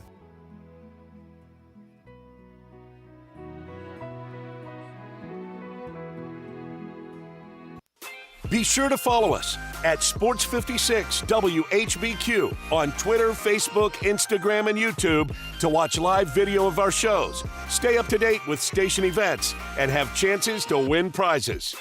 Don't miss out on anything that's going on. Follow us at Sports56 WHBQ. You or someone you know or care about has dealt with a difficult divorce. When facing divorce, you need the attorneys at Rice Law. Nick and Larry Rice lead the firm with 3 generations and 7 decades of experience. Located in Memphis, serving the entire state of Tennessee and North Mississippi. Rice Law is who you need to call. Simple or difficult divorce, they know how to handle it. Call Rice Law at 901-526-6701, or for more information, visit them at aboutdivorce.com. That's aboutdivorce.com. Chris Price, it's so good to see you. And you have a new business? Yes, Dave. MetroBuildersMemphis.com. Have you noticed water stains on your ceiling? With storm season here, take a walk around your home or business and look up. Make sure there are no water stains signaling a leak prior to the heavy storms coming in. If you do see signs of water, call me. My team and I will come out, diagnose the problem, and prescribe a fix. Our team of Hague-certified inspectors are waiting to assist with any inspection or repairs you may need. We have 3 crews dedicated to repairing roofs in the Mid-South. As certified Owens Corning Corning, and Mule High dealers, we offer 20-year, no-dollar limit labor and material warranties that offer hassle-free ownership. That's our hassle-free ownership guarantee. Allow Metro Builders team of professionals to assist you in maintaining your property's integrity and value. MetroBuildersMemphis.com. Your local commercial roof experts. Ask about our commercial roof maintenance agreements. Protect your investment with MetroBuildersMemphis.com. Call me, 901-375-1717. That's 901-375-1717. 375-1717. Hi, folks. Bob Burkheimer for Sunrise Buick GMC Truck. What a great time to buy a new or used car or truck and save money at Sunrise. The largest selection in over a year, over 500 new Buicks and GMCs to choose from, an $8 million used car inventory. See them all at sunrisememphis.com. Factory rebates up to $6,000 and Sunrise discounts high as $10,000. Immediate financing available with loans low as 0% on select models. Cars and trucks under $10,000. When it comes to selection and savings, it doesn't get any better than this, partner. Come on in and save some money at Sunrise. Covington, Pike, Wolf Chase, and Collierville. Uncorked, flavored, Corky's Barbecue. Hi, this is Jimmy Stovall with Corky's Barbecue. We have been serving up our legendary barbecue for more than 39 years, right here in Memphis, Tennessee. Whether you're dining in, picking up in our drive-thru, or serving our famous barbecue at your office or home, with Corky's Party Pack, you are the hit of the party. Barbecue pulled pork, baked beans, coleslaw, barbecue sauce, and buns, starting at only $8.49 per person. And as you know, we send plenty of food. You never have to worry about running out with Corky. Uncorked, flavored, Corky's Barbecue. Hi, this is Jimmy Stovall with Corky's Barbecue. We have been serving up our legendary barbecue for more than 39 years, right here in Memphis, Tennessee. Whether you're dining in, picking up in our drive-thru, or serving our famous barbecue at your office or home, with Corky's Party Pack, you are the hit of the party. Barbecue pulled pork, baked beans, coleslaw, barbecue sauce, and buns, starting at only $8.49 per person. And as you know, we send plenty of food. You never have to worry about running out with Corky.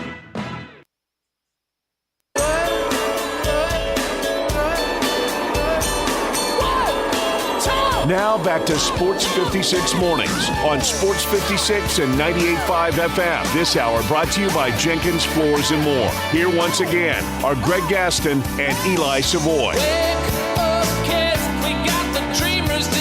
Welcome back, everybody. 9:45 the time.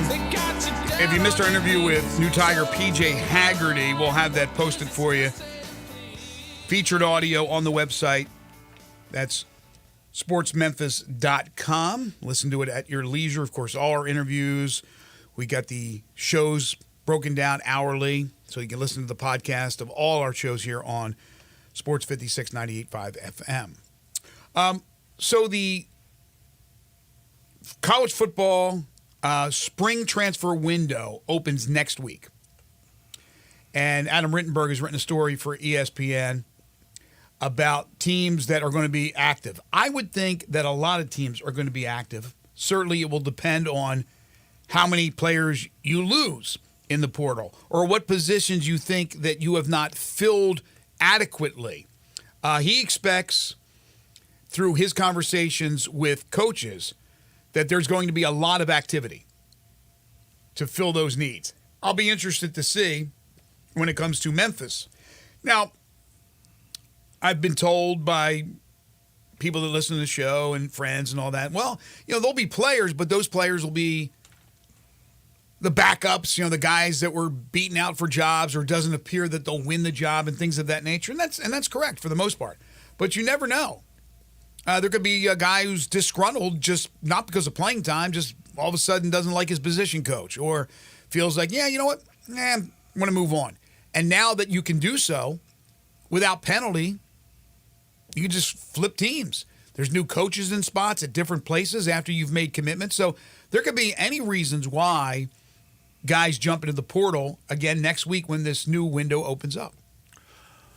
Well, the big thing with this is that you have some big-time place programs that made coaching changes late, so they didn't really have the whatever they call it, the winter, I guess, transfer portal to take advantage of. So, obviously Alabama and Michigan and Washington all made their coaching changes very late. So they have to this is their opportunity to get into the portal and try and fill holes that they didn't realize they had or didn't have a chance to fill the first time around.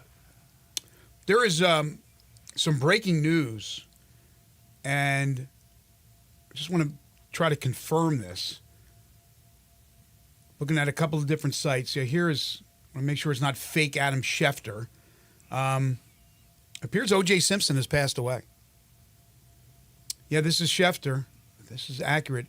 O.J. Simpson, the former football great, accused of and ultimately acquitted of the brutal 1994 slayings of his ex-wife and her friend, has died, according to his family, 76 years of age. Quote from the family, on April 10th, our father, Oriental James Simpson, succumbed to his battle with cancer. I didn't even know he had cancer. He was surrounded by his children and grandchildren. During this time of transition, his family asks that you please respect their wishes for privacy and grace. A statement from his family, releasing that statement right there. One of the greatest players I watched growing up. I remember writing a book report about O.J. Simpson, reading a book about O.J. Simpson. Growing up, I want to say in San Francisco, in that area. First 2,000-yard rusher for the Buffalo Bills after the Heisman at USC. Was a great, great college player. Just ran over you, ran around you. And, again, now the name is notorious with the tragedies in Los Angeles. Whether or not you believe what you want to believe, the guy was an amazing football player, and then after that, he was just notorious. He was an actor. He was in commercials. He was actually pretty good at acting. But, yeah. He lived a weird life, that's for sure. I mean, the ups and downs are crazy. Now, if you're you believe in what I believe in, and you're about to meet your maker, that's going to be an interesting conversation. Because I believe, and again, just my opinion, that he committed those murders, but he was acquitted. So again, through the legal system. That's why we have a legal system. And but he had to live with that the rest of his life while trying to be. I don't know how he was on the inside, but on the outside, he was trying to be OJ. Go out and play golf, and hey, OJ's driving around on whatever country club it was in L.A. He's alone. He's gonna hook up with you three guys to play and complete the foursome out there. It's like, man, OJ's playing a foursome here. Should I watch my back? I mean, I'm sure there was all those kinds of jokes and things like that, but I don't know. I mean, most people are going to say, I don't feel sorry for him. Everybody's going to die at one time, but I didn't know he had cancer. Again, this is That's a big name in the world of sports, but really just in the world. Unfortunately, more so for the other stuff. But man, he was a hell of a football player. The white Bronco chase will go down and as one of the most memorable things in this country. Like everybody remembers that night watching that white Bronco drive. Like it's and all bizarre. The great sporting events that were happening that day, right? Bizarre how big of a deal that became. But I mean, the country stopped what it was doing to watch O.J. Simpson in this white Bronco. It was one of the most incredible television moments in history. It was before social media. That thing would have blown up social media. I can't even imagine if we had had social media. It would have broke. Point. It would have broke. It was just. I mean, it was insane as it was. But if there was social media, my gosh, that thing would have been. Can't even imagine what it would have done. I remember as a teenager. I think I was a teenager. I don't think I was a kid then. Going and watching him. Yeah, I mean, I wouldn't have seen the Towering Inferno as a kid. So as a teenager, watching him in the Towering Inferno, that movie. Some people may remember that. Of course, Naked Gun. You remember him from Naked Gun. The tragic events were in 1994. That was June 12th, 1994. Here we are on April 11th. So we're basically 2 months shy of the 30th year anniversary of that tragedy. Man. O.J. Simpson, if you're just tuning in, according to now many reports, 76 years old. The June 12th was the white Bronco. Right. Yeah. Yes. It was a tragedy that day. April, yes, you're right. June 12th, 1994 was the white Bronco. Right, chase. but the actual stabbing and the murders were I don't know. The day before? Was it the same day? I mean, it was right. That's when he went on the lam after that. But no, June 12, 1994, his ex-wife Nicole Brown Simpson and her boyfriend Ronald Goldman were found murdered outside her Brentwood condo. So that happened, and then he went on with Al Cowlings. Remember, he was driving. Oh God, that was wild. And it just, they were the pro Simpson, and it unfortunately it was very racial. Cut down the lines, not everybody. Oh, the trial, we used to in college get out of class and gather around the TV to watch the trial. It was one of everything about the whole situation was surreal. Like from the white Bronco to the trial, everything was it was just such a bizarre time. Yeah, it would have, if we had social media back then, it would have broke social media. I don't know how you could break social media, but they would have figured out a way to break it. We almost stopped. We stopped doing anything. We stopped working. The trial was like must-see television. It was just weird. I don't know. I don't know why I was so glued to that thing, but it just was. Everybody was. I remember being in the student center, just people everywhere gathered around the TV watching O.J. Simpson's trial. It was just, you rushed out of class. I got to get back home to watch O.J. Simpson's trial, see what happens. I was in the newsroom in Maryland, in one of my television stations I worked at. It was a year before I came to Memphis. And I knew right then and there, I didn't have to do anything for the newscast because we weren't going to be talking about sports. It was all going to be about that. And of course, cutting in with the coverage, and then the coverage just stayed on. It just stayed on and on and on forever. And we thought, oh my gosh, this guy, he had to have done it, right? I mean, look, he's trying to get away, and then it's like he's going to try to kill himself. Is he going to actually blow his brains out in the back of the Bronco? Yeah, that is strange way to end the show, but it is absolutely huge news on a day in which the Masters is finally underway at Augusta National. Although the weather inclement today, they'll muddle through. A lot of players will not finish their round, and they will have to complete their first round before starting their second round tomorrow. That is the story. That'll do it for us today on a very eventful Thursday. I want to thank Showboat's head football coach John DiFilippo for joining us, Kerry Miller from Bleacher Report, and Memphis Tigers guard P.J. Haggerty. We're back tomorrow, starting bright and early at 7 a.m. John Varlas will join us. We got a number of guests we're working on for tomorrow's show. Plus, we'll have 10 in a row, the game show that has swept the nation. I see him in the flesh. Dave Woloshin is back and will be in studio for Wolo and Friends on Sports 56. That is coming up next. For Eli Savoy and for Zach Boyd, I'm Greg Gaston. Have a great day, everybody. Stop.